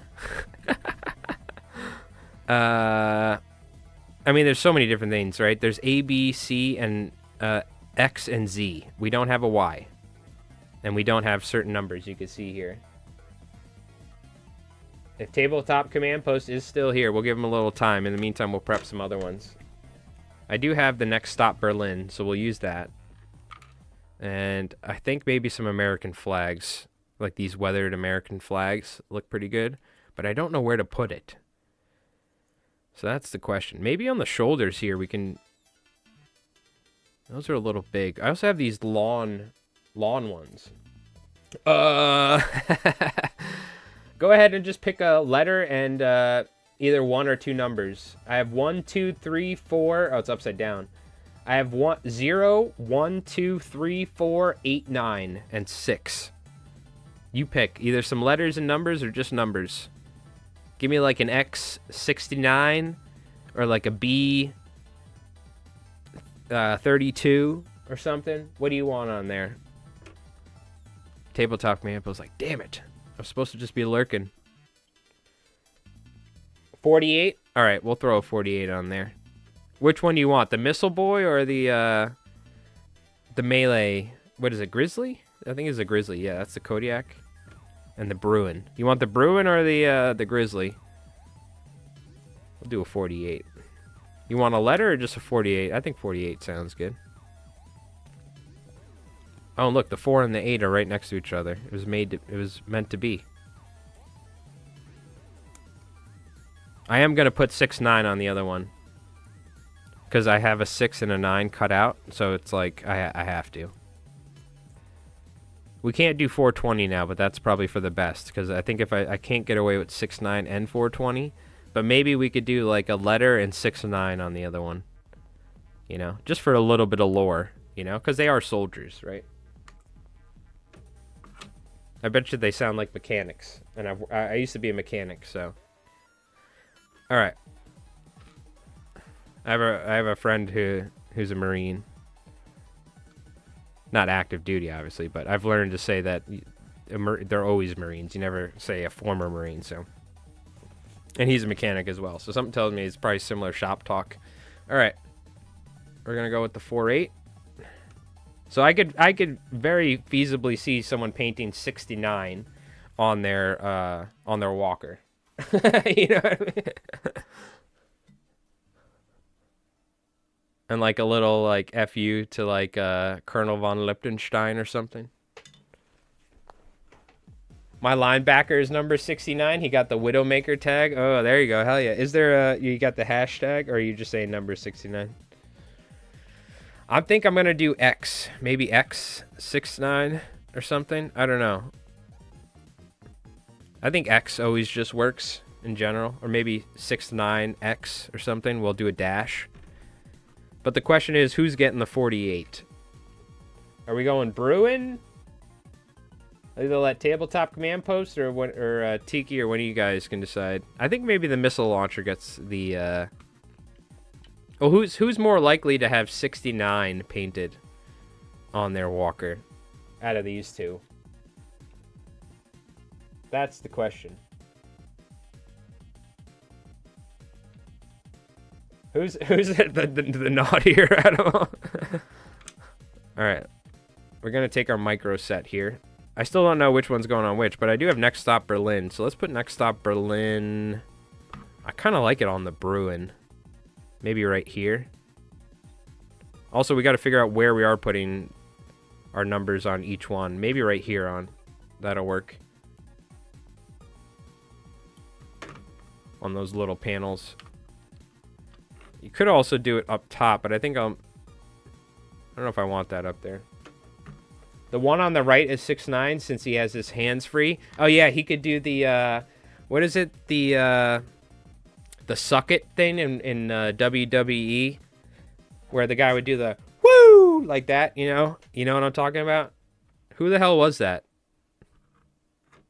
Suck it, where he do the hand thing to his crotch. You know what I'm talking about? Who the hell was that in wrestling?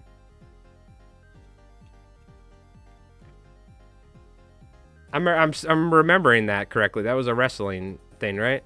100%. The Generation X. Thank you. He was doing the X thing, but I always thought it was suck it. You know what I mean? Or at least we would do that in like high school or like elementary school.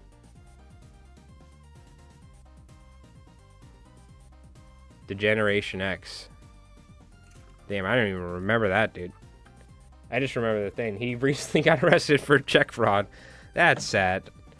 Like, to imagine, like, being, like... Because the height of fame in the 90s and the early 2000s of wrestling, like The Rock and the Stone Cold Steve Austin, these guys were, like, on top of the world. They were bigger than, like...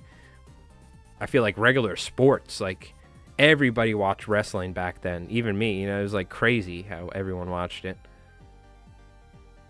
Which side? All of our numbers have been on the left with our walkers, so we're gonna stick with that. The left side's gonna be our numbers.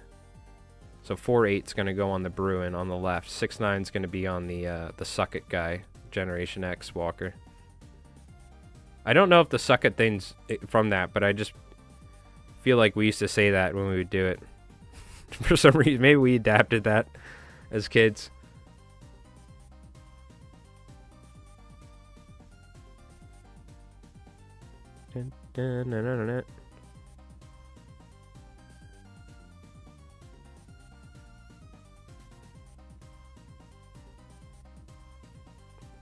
Yep. JK on that. Yeah, I don't know. It sounds about right, though, for an ex-wrestler. You're either extremely famous and wealthy like The Rock, or you're probably, like, trying to make ends meet nowadays. Unless you're, like, one of the all-time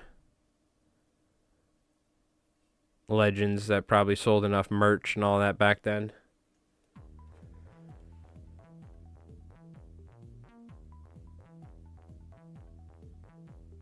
Because I watched some stuff recently. Some of the ex-wrestlers there, they didn't have the best life afterwards.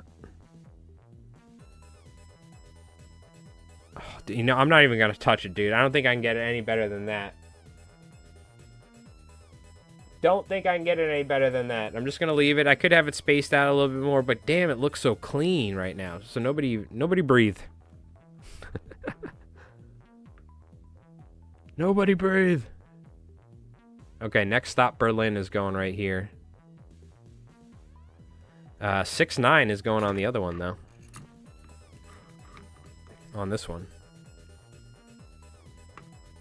So we'll prep that. I just have a little pool of water on my desk here. I'm sticking these in. Wait. I see the 6. Where's the 9? Oh, no. Oh God, where did it go? My hopes and dreams have been crushed. Did it go on the floor or something? Oh, it did, thank God. Dude, these decals, they're very delicate. It's very easy to screw these things up. So if I rolled this over with the chair, it would have been game over, but we're good.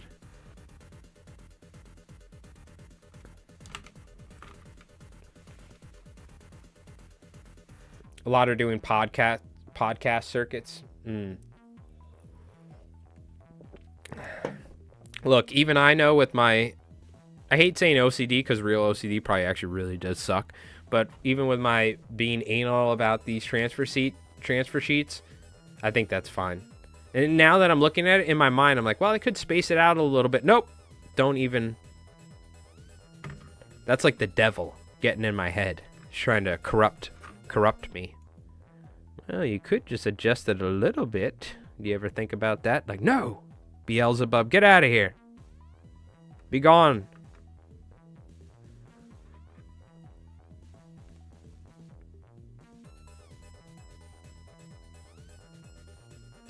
Is this freaking thing gonna fold over itself? It is, so I gotta be careful.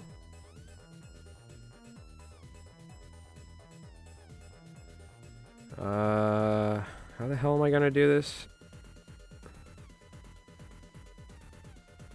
Can I like set it down? You help your brother out. Stay there.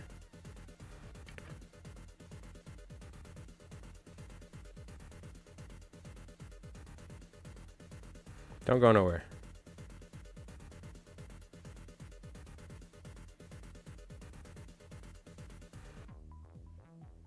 It'd be so much easier if I can just slide this freaking thing off. Yes. Just like that. Because once it folds in on itself, game over.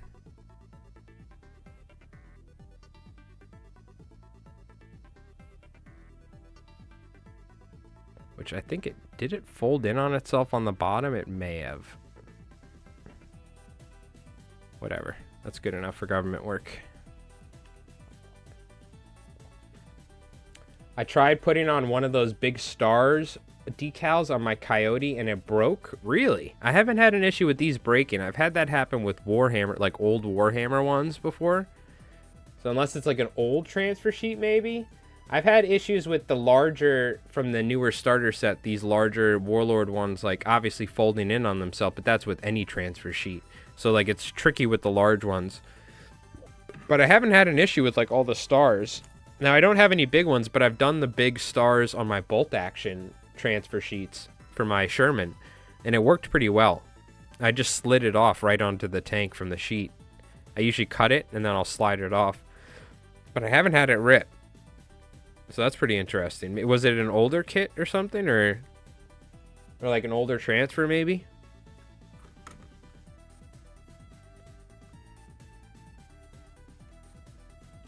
My God, how do I know which one's the 6 and which one's the 9? This looks like a 9. I guess, does it matter? Is it?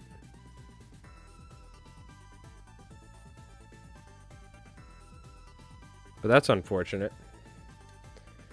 It sucks when you ruin a transfer. I've done it many times. I had that happen on Warhammer transfers where I ripped them for some reason, or they tore.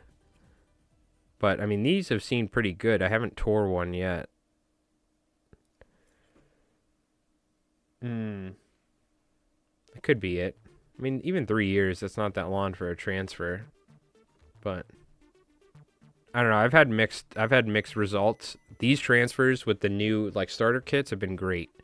But I've done a bunch of Warhammer transfers in the past, and people have given me old ones from freaking 15 years ago and in between, and I've had so much variety and luck with Warhammer transfers that it ugh, doing on my Blood Angels. I'm I'm just gonna buy brand new transfers, I guess, because I was using a bunch of old ones and they were just giving me the hardest time.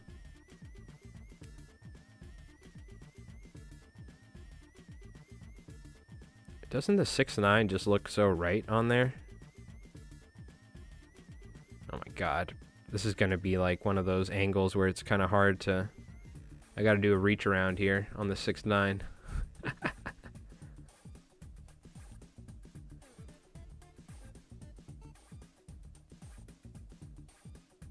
This one's not going to... This is going to be one where we're going to be... We're going to be here for a while, folks. Something tells me.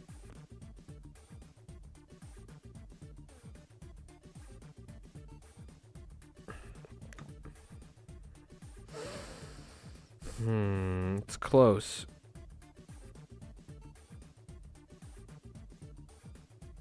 I mean, that's... I don't know. It's pretty good. What about 6.7? Look, I'm too old for 6.7. I didn't even know what that was till about 3 months ago. I had no idea what that was. Apparently, it's been around a while.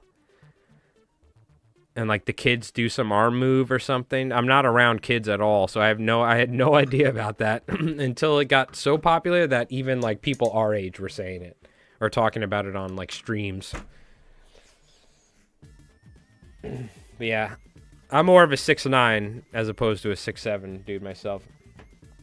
I don't think anyone knows what it is. It's just kids, and they go 6.7, and they do something with their hands. I don't think anyone knows what it is. In and Out had to skip the number 6.7, dude. I don't know. I can't tell you what it is. My son won't shut up about it. He just did the arm thing. Oh, I'm sorry for saying it. I had no idea about it. I couldn't tell you. I saw they did something where it was a hockey game going on full of kids, and the scoreboard went to those numbers. I won't say it. And the whole stadium erupted with these kids, and the announcers are what? We don't know what is going on. Sorry for bringing it up. Everybody's kids are just doing the arm thing right now, screaming the numbers.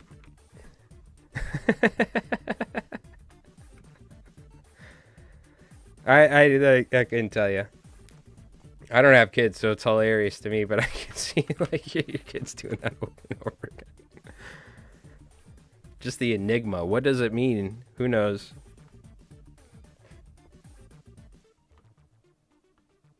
All right, we're moving on about it. Luckily, we've moved on, so you can unmute. But that's hilarious. It's an epidemic. All right, that's hilarious. All right, the Green Reaper, the Black Widow. U.S. Army Green Reaper. See, the Reaper's not going to fit, unfortunately. Ooh, what if we do Battling Bostonian right up top or somewhere? These boys are from Boston. Not too far from my neck of the woods. Hop and skip over the pond, over the sound. I I still don't know what the hell these symbols are. I still don't know what these symbols are right here.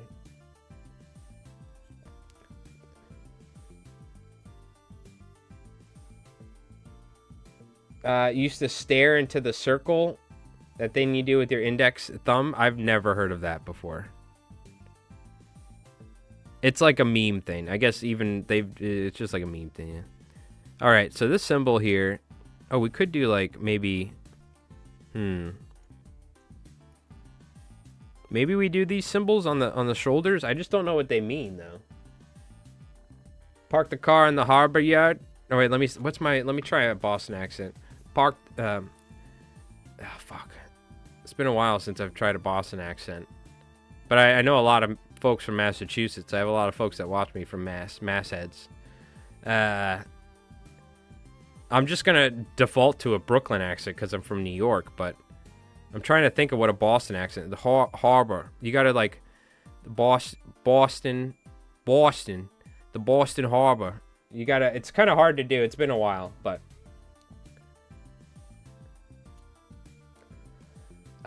Those are the K-47 American markings for the alternate universe. There's also a new American flag on there. I've seen the new American flag. Okay, interesting. So those are the American mark. All right, so let's put them on the shoulders then, because I haven't used them. We'll have one facing up, one down, I guess. I don't know. Sure, why not? Or maybe we'll just do one on the right shoulder or something. For each one, something like that. Thank you, Tabletop Command Post. You know, you would think you have like a YouTube channel about this stuff, and that's why you know so much. And you would think someone like me should know this stuff, but I still don't know half the rules in Konflikt. I just film it and edit it.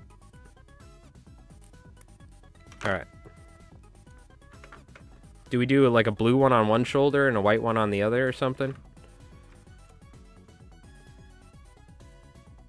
They could put them like that to fit better. You could put them each pointing down. No, I understand they do that to fit better. I was just saying maybe we could have one up down, but I think you're right. Maybe we do them pointing down or pointing up. It's just depending on which one we want to do. Whether it's up or down. But I haven't used these, so I'm totally down to throw them on here because these are the only walkers that I haven't found a place to put them on yet, so I'm down with just chucking them on here. I'm not like super excited about these triangles with stars, so I'm like, yeah, whatever, let's just use them. I've been avoiding them. Like a friend or foe marking? I'm still using the old US flags. I'm just using what I have. I used all my bolt action transfers with the old flags and stuff from my bolt action stuff, so if I had them, I'd use them too. Because, of course, I think they would have a mix, right? Even though the mechs are new, who's to say they wouldn't have, like, a... Maybe they had early mech prototypes before they updated the US flag or something. I still don't know all the lore as well. I gotta maybe go back and watch some Tiki the Hut stuff or something. I know they've changed a lot of stuff, though, too, so...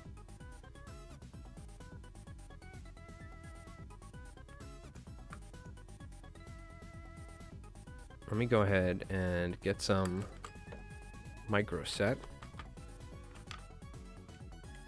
You know, that could be a fun... not that I necessarily want to do videos like that, but I could...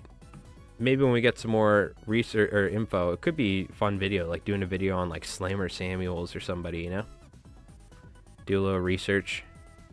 Do a short video explaining the history or something. But I don't know if I want to do that sort of stuff, but... I do ton of fly time videos on my channel, which is like almost like a tutorial type thing. It's almost be like painting a miniature. Now the question is, are we going up or down? This is up. I think down. Maybe you're right. Down might be better. I do a bunch of like fly tying tutorials, but I also started recently doing like discussion videos, which are like lawn or form, and I'll like talk about a topic, you know? So I could do stuff like that for Konflikt, but I guess that could also apply to like me the formatting for me doing a video on like my favorite units in Konflikt. Or I guess if I do plan on eventually doing I think when we get to a certain number of games, I'm going to film a video with Rev where we talk about our favorite things about Konflikt and our least favorite things about Konflikt.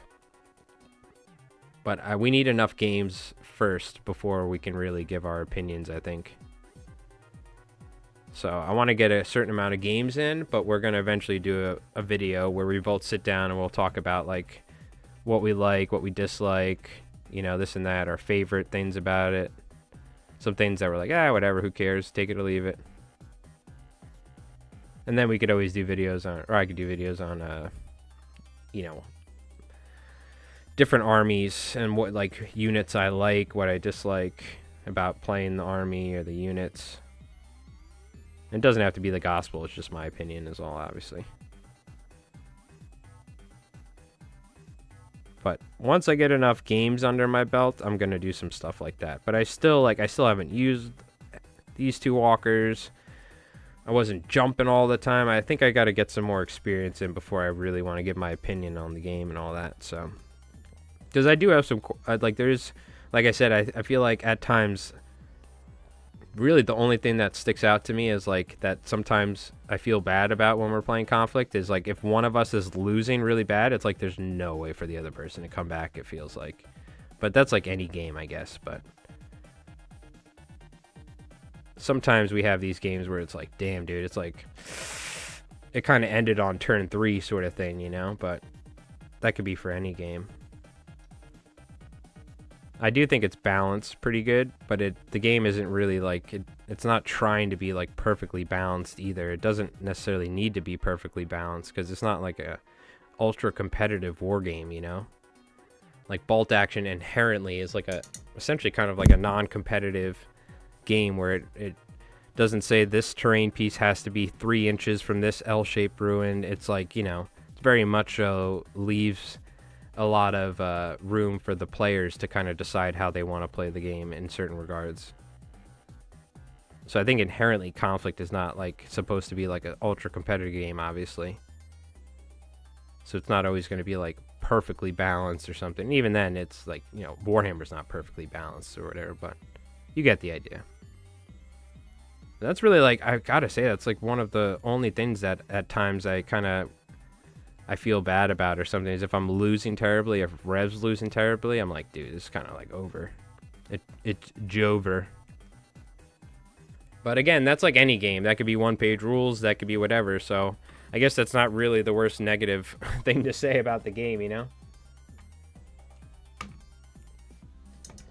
And a lot of that has to come down to balance. And I think an important thing with Konflikt in general, and this is really any war game, is like talking to your friends and being like, hey, what sort of game do you want to play today?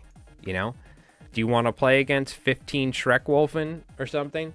Or do you want to play against a more like, you know, narrative style list or something, you know? Because you could certainly just play Soviets and take all bears and a couple of walkers and then play a kill points mission and only have like 7 units versus the other dude's 15 units of regular infantry and just slaughter them. But that is a good thing to point out.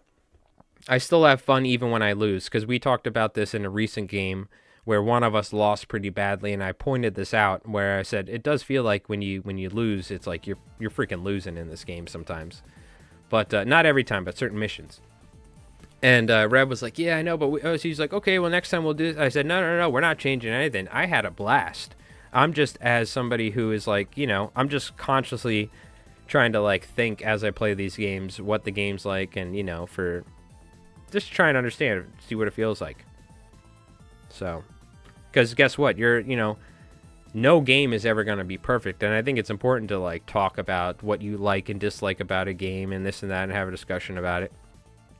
Or, you know, just even be like, well, you know, maybe that's not that big of a deal, you know, that it's like that or whatever. But I don't want to like, I'm not like a warlord ass kisser or something, right? Like if I'll make a video, if I don't like something, I don't like something. So, but so far that's really my only complaint, and that's not even the worst thing in the world. So, but yeah, that's really it. But I think Bolt Action K-47 work well as a fun narrative still approach. The Bolt Action V3 has a lot of cool optional rules for weather and setting. Yeah, I played a very one-sided thematic 1,500-point game versus the USSR and had a blast, even though I lost. Exactly. And that's something I think Rev, when I was talking about this, he thought I was like complaining, and I was like, oh, well, we didn't have a close enough game this one time, so we should have lists that they're like, you should not do this, so we can. I said, no, that's not it whatsoever, because I still had a blast, even though I got absolutely clobbered this one game or something. The Conflict's always fun to play. It's way, because I always would rather play Conflict than like playing Warhammer and having to like freaking set up like 100 Space Marines and this and that, and then I have to wait 45 minutes for Rev to move all of his guard and do all his orders and all that bullshit. I always have fun playing Conflict.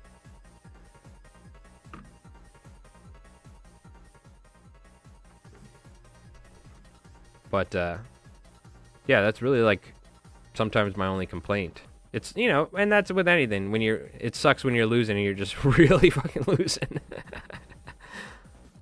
And it's also because of some of the missions that we've played, to be honest with you. You know what I mean? Because, like, in 40K, there's, like, mission cards. There's the overall mission objectives. There's, like, so many ways you can score points and stuff like that, which also can lead you to lose severely as well. But, it was just maybe one particular mission or something. I'm like, man, I think I lost this game on turn 2, and there's no way I can come back now. It was kind of how it went, So it's just me noting that. But let's do the other triangles. I still want to put something here. I don't know what, though. Also in war, most battles are not equal. Yeah, exactly. Most battles are not like an absolute grind. It's usually one side has the upper hand because that's generally how you want to do things. You usually don't want to go into a war of attrition where you're taking an equal amount of casualties as the enemy is. You want to have, if you're engaging them, you want to engage them with superior numbers or positioning and equipment to where you can, you want to get way more. You don't want a lot of losses and stuff. It's like not worth it for you to even engage if you're going to lose half your dudes or something.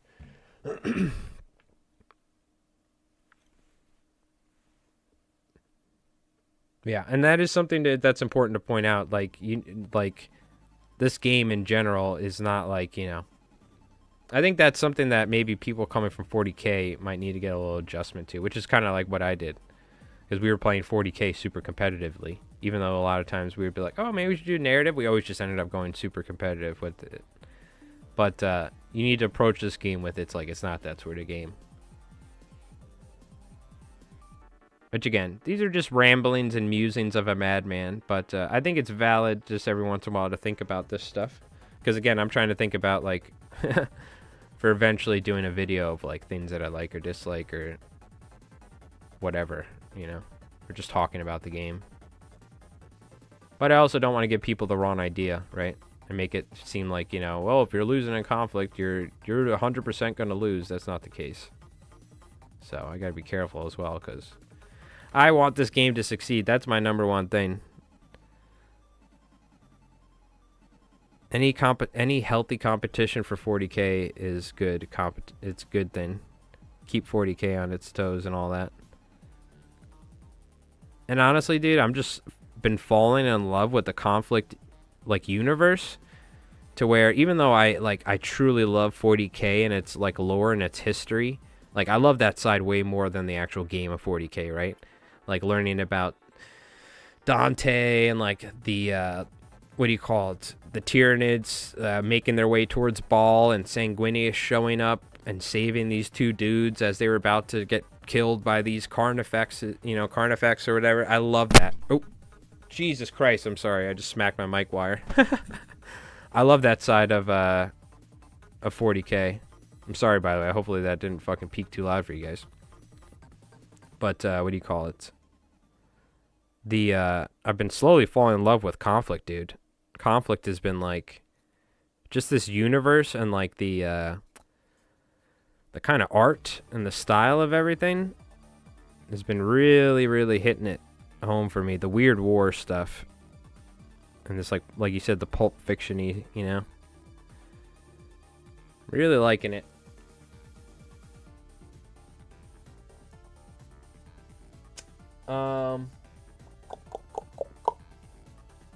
We also did alt history bolt action. We did fictional invasions of Malta once by sea, limited to what we would be able to smuggle up a tramp steamer. Oh, damn. And the second was a night drop on a Maltese airfield. So only the airdrop able units. It was unfamiliar, but a lot of fun. That's awesome. That's the thing. Bolt action, I think it's like you could easily just play it where like, all right, we're playing a kill mission today. But bolt action gives you the extra rules to do all that sort of stuff, you know, which I really like. I still want to do some like cool D-Day stuff where it's like airborne troops dropping behind enemy lines, like stuff like Tabletop Command Post has done. And what is it? Ministry of Miniatures or My Ministry of Miniatures. Both of them have done like awesome battle reports, like thematic narrative battle reports from bolt action. And you can do alternate history stuff where it's like, you know, invasions of different campaigns and stuff. I'm very excited. Yeah, what? Yes. I got to put a, you know what? Do I have a limiter? I should probably put a limiter as a thing on OBS. I know I have noise reduction for sometimes during the summertime, but I'll see if I can set up a limiter just for when I smack my mic cable.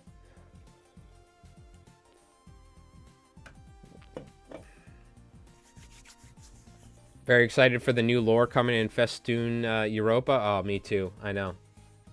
Very excited. I'm jealous. Mordian's got his hands on the Festoon Europa book already. I'd travel up north for that 100%. Look, Teak, we'll have to get a game in at some point, dude. I don't know when, but I bet you I wouldn't be surprised if you're going to end up playing a game with Rev before we get to meet each other. But you never know, whether we come down there or you end up coming here, or maybe we'll meet in the middle somewhere if there's some sort of conflict thing. But we'll get a game in one of these days. I wish a channel would do action Panzer campaigns. I love the videos that came out when the game was released. Yeah, so I don't even know, that's just using bolt action with tanks, right? It's just like the tank game. So is it like that much of a completely different rule set to where it's like instead of just playing with tanks and bolt action? We are looking at more Warlord games. So we might try out some more Warlord games in the future. I know Rev, he's got like a ship game that he got. He bought like random mystery boxes, so now he has the Hail Caesar stuff.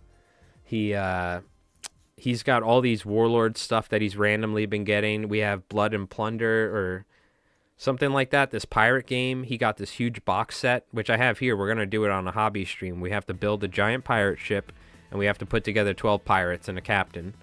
So we got that game to play on the channel. We have Turnip 28, one-page rules we're going to be doing. So, bolt action. There's a lot of stuff. Yeah, it's a tank RPG. Pirate game, I'll show you. You guys want to check it out? This is going to be fun. Rev was going to bring the whole box, but the box was massive. But it's Blood and Plunder. I believe Discourse Minis. I think I saw her do a... I think I saw her do an ad for this for Kickstarter, like years ago. And it was a Kickstarter. It's called Blood and Plunder. And think Necromundo with tanks. Oh, okay, so it's got that progression to it. But it's really sick. It's essentially a it's like a warband game with pirates. It has ship combat, so it has like ship stats and everything. But it also is a game where like you can just have like a warband of 12 pirates fighting and doing missions on land. So it doesn't have to be played on the water. So it could be played like, you know, on a regular table. So it's very interesting. It's called Blood and Plunder. So he got the starter box, and if we like it, look, they have Native American nationality set, pirates and privateers, European militia. They have the Dutch. If there's one thing I hate more than there's one thing I hate in this world. What was it? There's one thing I hate more than Dr. Evil in this world, and it's the Dutch. Isn't that what that is? Isn't that what Austin Powers says? I'm pretty sure that's what that was. Yeah, well, how can you forget the Spanish in pirate games? That's what it was, right? Wasn't he talking shit on the Dutch? He's like, there's one thing I hate more than Dr. Evil, and it's the Dutch. Hell yeah, John, that's a cool game, dude. We actually played Action Panzer. We were not really feeling it. Too many tokens and shit. Yeah, I think sometimes that sort of stuff can get a lot. I've seen Necromunda looks really cool, too. I wouldn't mind trying that out. But there's certainly, like, it's almost like, what's the name of that game? Frostgrave? Like, that looks really cool. But some of those games, they're, like, so in-depth. It might be, like... It's weird. It's tough, like, because you got to find a game that you actually jive with, right? And, like, that's hard for me, like... to get Rev, for instance, me and him to both agree on a game that we both like it, for instance. You know, I I love Trench Crusade. He doesn't like it. You know what I mean? But I actually love the way that it plays, the aesthetics and stuff. I think it's a great game. I know they kind of fumbled the bag, but I love my Ottoman army and all that. So, but he doesn't really want to play it. So, you know, it's tough to get also your buddy that you normally play games with to be like on the same page and both like the same thing, you know, because it's, you don't want to force somebody to be like to play a game also. But all right, I think on this side we're gonna put let's put an American flag maybe, or do we do the Reaper thing? Can I put a Green Reaper here? U.S. Army Green Reaper right there.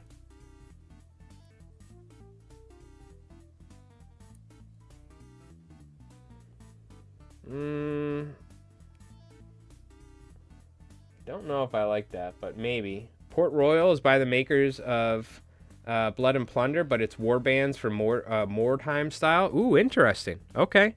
I mean, Rev just ended up getting that, so, and it looks sick. So I'm totally down to play that. So if we're into it, we might check that out as well. What's it called? Port Royal. Okay. Port Royal. I'll check it out. But I'm also looking for like other stuff to play than Konflikt on the channel, because it's good to diversify as well, and also just it's good to mix it up. You know what I mean? I love Konflikt, but I don't only want to play Konflikt for like the rest of my life. You know, we like playing other games as well. So that being said, Konflikt's going to be the main thing on the channel, but we do want to like have some variety every once in a while. So we got bolt action, we have one-page rules, but we want to add some stuff, Blood and Plunder, and some other games. So Turnip 28, I'm very much so looking forward to that. I don't know where I want to put, or if I'm going to put that there. I'm still trying to figure out what I want to put there. Gaslands, dude, I love Gaslands. We're definitely going to do a Gaslands battle report. After seeing Game Night do Gaslands, and like the fact that that would be such a fun stream to take hotboxes, or hotbox. Yes, we could also hotbox as well. But to take Matchbox cars or something, or Hot Wheels, and glue a bunch of crap on there and prime it and make it look like a freaking like Mad Max car, I would love to do that. It also seems like just a fun game to play, Gaslands. I've seen some people play it before. So those are the perfect games, I think, to feature on the channel every once in a while. It doesn't have to be like the main thing that we do.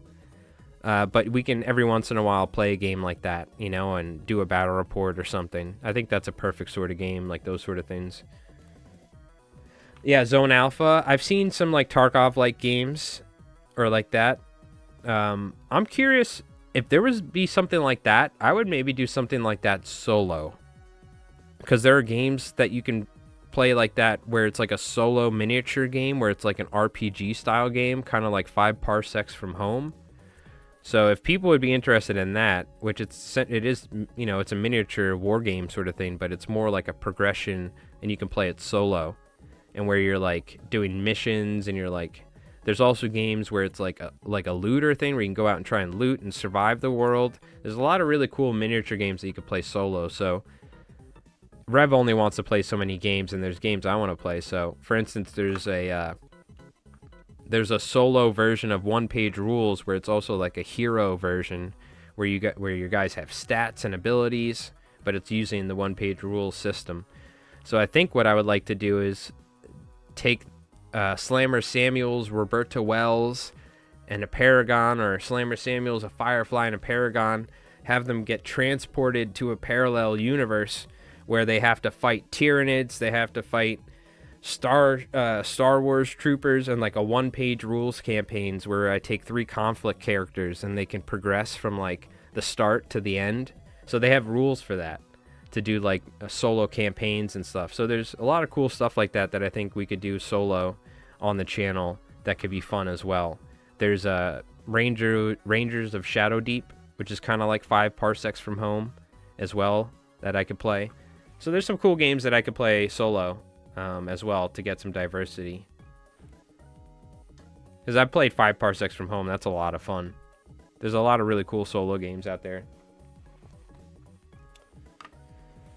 I've been making the Division tabletop game using a bolt action rules, and plays like an extraction tabletop game. If you end up getting that figured out, or you want me to play test it, I'd be more than happy to play test it for you and make some videos or something on it.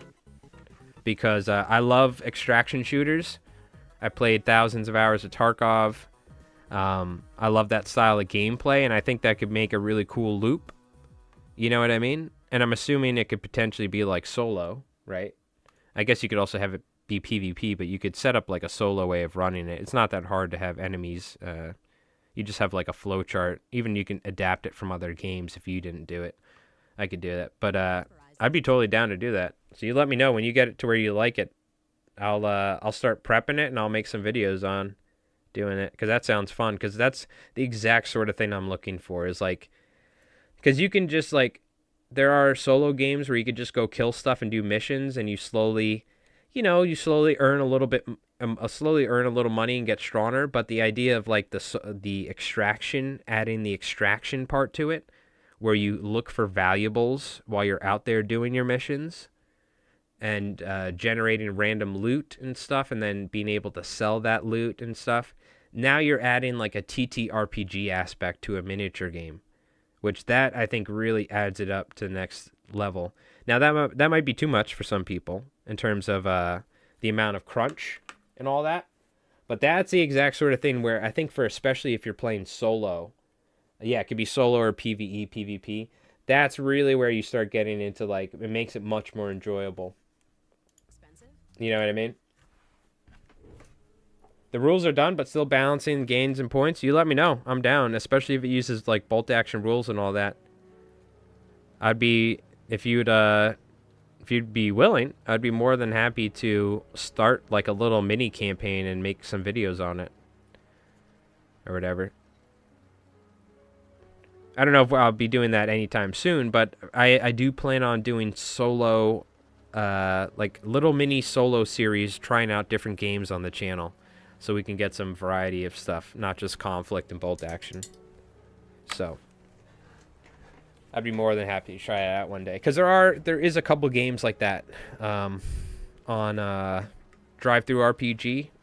They have some games that are like solo miniature extraction games. There's only a couple though, and they're also kind of like less miniature games and more on the side of like TTRPG. You know, some of them are more like that instead of a miniature game. It's like there's not many things on the market that are like that, or not too many games that are like that, because I've done some research, but so I'm totally down to try it. Okay. Whew. We got our transfers. I've been yapping for about 4 hours. Is there anything else we want to do here? We got our shoulder pads, because why not? Shoulder decals. So what I'll do is I will apply more weathering to these. So I'll take my sponge and I'll apply some rust and some white weathering around it, because otherwise it looks way too clean, right? So that is a little trick, and I can do it to the guns and all that. Yeah, everything looks pretty good. I don't really have anything else I want to add. I like keeping these pretty bare and simple. You could go wild and like start putting decals everywhere, but I don't think it's necessary. It seems like these walkers are pretty simple. Even this is a little flashy. All right, looks very good. Let me put these transfers away so I don't ruin them. And I think we got a pretty good amount of stuff done. I'm happy. That was a good hobby stream. I'm trying to think what else. God, what else was... Oh, yeah. I know what I need to do for tomorrow. This is what we're doing tomorrow. We could paint Noct-jaggers, this and that, yada, yada, yada, but the real important stuff. I don't know how I'm going to go about doing this, but I do have milliput. Now, it's not the fine milliput. It's the stuff from the hobby store. So, I don't know how good it's going to be. I usually use green stuff, but I'm out of green stuff. Looks great. Oh, I think they came out pretty good. Shout out for the colored missiles. The colored missiles look sick, dude. And 6.9. Hell yeah. I just saw the 6.9. I forgot we did that. Hell yeah. Well, you know what? You got to slip in a 6.9 every once in a while to get people ready for the emu army. You know what I mean? Making a New York City block on a 6x4 is very terrain heavy, as you can imagine. Oh, dude. You're totally right. Well, I may not... Essentially, what I may do is I may not play it as New York City, right? I may play it as like an extraction game in different areas or something, you know, for instance, or whatever. I also love Stalker. I know there's some games that are kind of based off Stalker and stuff like that. So I could always take a game like that and you could like put it in like a Stalker universe, right? But so here's what I need to figure out: making either gluing arms to the emus, okay? Gluing bolt action arms with guns to the emus, holding rifles or conflict arms, or what somebody pointed out, another good idea, making a saddle pouch or like a pack, and off the pack I can hang guns. Because the idea is the emus will be the bodyguards of Little Peacock for like Heinrich Ross or for whatever. Or we might even make them Shrek-Wolfen in the future. We might scale them up or something. But I still don't know whether I'm going to put arms on them or whether I put a saddle on them with guns. So that's something I need to figure out what I'm going to do. But tomorrow we're going to figure this out. So what I might do tonight is take milliput and mix up some like simple looking packs that can sit on the back of them, and then we can glue guns. I'm thinking I might do that tonight. I don't know. I still haven't figured out. Worst case, I'm in no rush. We can always just like... I still have to break some of these apart. Probably re-glue the legs on because the supports for these are terrible. And we can base them. But the real important thing that's in the 3D printer right now that I need to take out... Also, howdy, Bolter. How's it going? I hope you're doing well, dude. Little Peacock, a.k.a. Killa from Tarkov. And we cut the head off and we got a Russian T-72 tank driver with a balaclava, Russian balaclava with the ridges for Little Peacock. So we're going to be doing that tomorrow. I'm going to glue that up. I'll prime it, and then we can paint it on stream. So look at it. Whoa, Greenball Gabriel coming in with the super arms. You know, Gabriel, I wanted arms. Somebody was saying the pouch. You've convinced me to go with my gut. It's the Rift. All right, and it's Little Peacock. He has genetically modified emus. So we know if he has super emu eggs, who's to say that he can't splice the human genome with the emu, Dr. Moreau style. So I'm just going to glue, and I also feel like, you know what? It's just going to look sick if this little fucker has a goddamn RPG or something. Like, tell me how cool that's going to look. You know what I mean? And we tested it with the Stall Troop, and I think I'm going to do it with the bolt action arms, for sure. Now I think I want to add like a hat or like a helmet to them as well, like a little German helmet. I don't know. Maybe I can print World War I, like the spiky German helmets.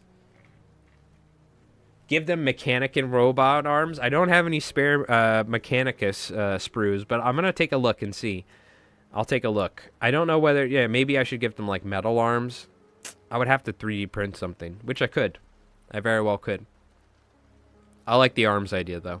I'll do a test. You know, I'll test out some human arms and see if I like it. To be honest with you, I think the human bolt-action arms are going to be more disturbing, which I'm kind of leaning towards. You know what I mean? Robot arms make more sense. Like, that's more logical. How to arm emus with arms. You'd probably use some sort of robotic technology that goes into their nerves or something.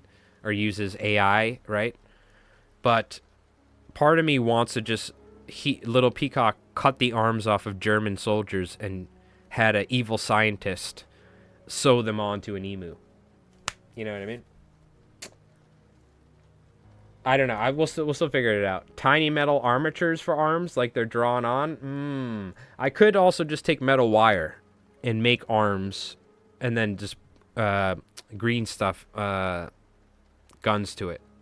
I don't know. I still kind of like just take the bolt action arms from my Fallschirmjägers and then glue it to them. I'm kind of leaning towards that, to be honest with you.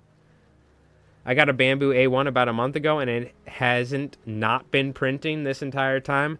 So Bolter, I got a resin printer.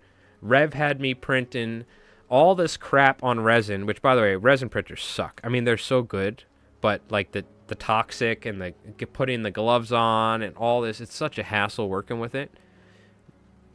I told Rev was like, you know what? I don't know what happened, or he mentioned he was going to get one or something for our terrain. I did research. I found out about the Bamboo A1. It was on sale for like $100 and something bucks. Let me tell you right now, Rev has printed, it's literally running like 24/7. The only time it's not running is because he's either at work or he needs to take something off the build plate. But I'm telling you right now, he's not a technologically advanced dude, right? His smartphone has like 4 gigabytes of storage. Okay, just to let you, he doesn't have like, he's not like, he had a flip phone for years, but he took that Bamboo A1 and figured it out like in a week. And now the quality, all of these are FDM printed, including these Noct-jaggers. Like, you almost can't even see the layer lines in this. And it's not even the newest Bamboo printer. It's like one of the older ones, the A1. You know what I mean? So, I gotta say, I'm so impressed with the Bamboo A1 and FDM printers in general now. Yeah, but resin printers give you all that yummy hot resin drinks. There's nothing worse than a year or two down the line. This is what happened. I printed these Space Marine models, the Outrider bikers. And whoever did the STL, free STLs on Cults, they had resin traps on the inside. So they had these hollow sections. So the resin pooled in the inside, didn't cure. So I'm playing against Rev one day at his house, and I look, and there's the resin, it split the miniature in half from the inside, and all the resin dripped out onto the freaking table and like the battle mat, and dude, I was so upset. So, yeah, that, like, resin printing's great, but yeah.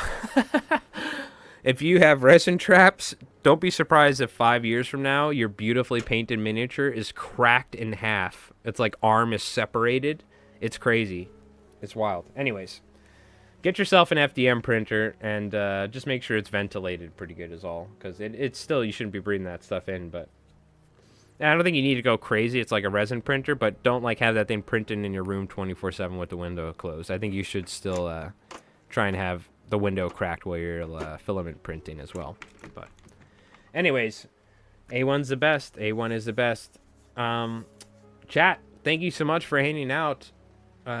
Easy 4-hour stream. Somebody call Keith. I'm not even gonna tell you guys that. That's a real deep lore thing from my other channel, but it's actually recent. But anyways, thank you so much for hanging out, chat, and for stopping by. Newest version of Shitubox tells you if there are resin traps. I think it did. It actually told me that there were that there were resin traps. It tried to have me apply a hole though, and I think it was in the supports or something, so it didn't matter. But I still haven't figured out how to alleviate the resin traps in Shitubox. So I gotta see. Can you auto like fix it, or do I have to apply a hole in the middle of the body if there's a resin trap there? I don't know. I have to take a look.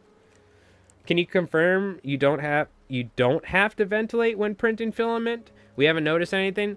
You got air purifiers going, then you're fine. I've just heard that you should, like, it's a good idea in general to like even when using super glue to have a window open or something, but I don't think you have to, but I would recommend, if you are going to run it 24/7, think of getting, like, they have the box that you can put it in.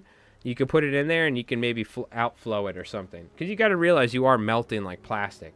Even though it's not like leaving tons of fumes, I would think if you are going to be using it 24/7, think of like maybe putting it in like a cabinet or something. I don't know. You need Pro to fix it? Okay, well that makes sense. And waste that super glue high? Oh, dude, I can't even tell you how much super glue I've inhaled. Now, Rev is like allergic to this stuff, but me, the inside of my nostrils are full of super glue. But I'm sure that's probably not good for me. But yeah, I'm not going to tell you not to like vent your 3D printer, your filament one, but I will say like you'll probably be all right. But I would look into if you're going to use it long term, maybe think of making like a homemade box to put it in and like, you know, like you said, you have a filter or something. So anyways, chat, thank you so much. 07s, thank you for hanging out. Shout out to Tiki for the member, the gift member. Thank you so much to Gabriel for the super chat. It's very, very kind of you, sir. And thank you so much to everyone for just hanging out. It's very much so appreciated. You folks are awesome. Boot Mountain as well for the $5 super chat. Thank you, my friend. Very kind. Tomorrow we're going to be going live probably a little bit earlier than today, and we're going to be working on Little Peacock and the emus, okay? But thank you so much for hanging out, and you folks have an awesome night. If I don't see you, have an awesome weekend. The new battle report will be going up probably early. It'll be going out Wednesday, but for members, it'll be going up early next week at some point, probably like a day ahead of time or something. But that being said, we streamed for 4 hours today. I have a lot of editing to do, so... But thank you so much, chat. Thanks for hanging out. Bolter, Gabriel, Joe, Tiki, Patrick, Fish and Game, Hankovich. Thank you, everybody. Hope you folks have an awesome night. And if I see you tomorrow, we'll see you. If not, until next time, have a great night. And as always, keep rolling high on those dice.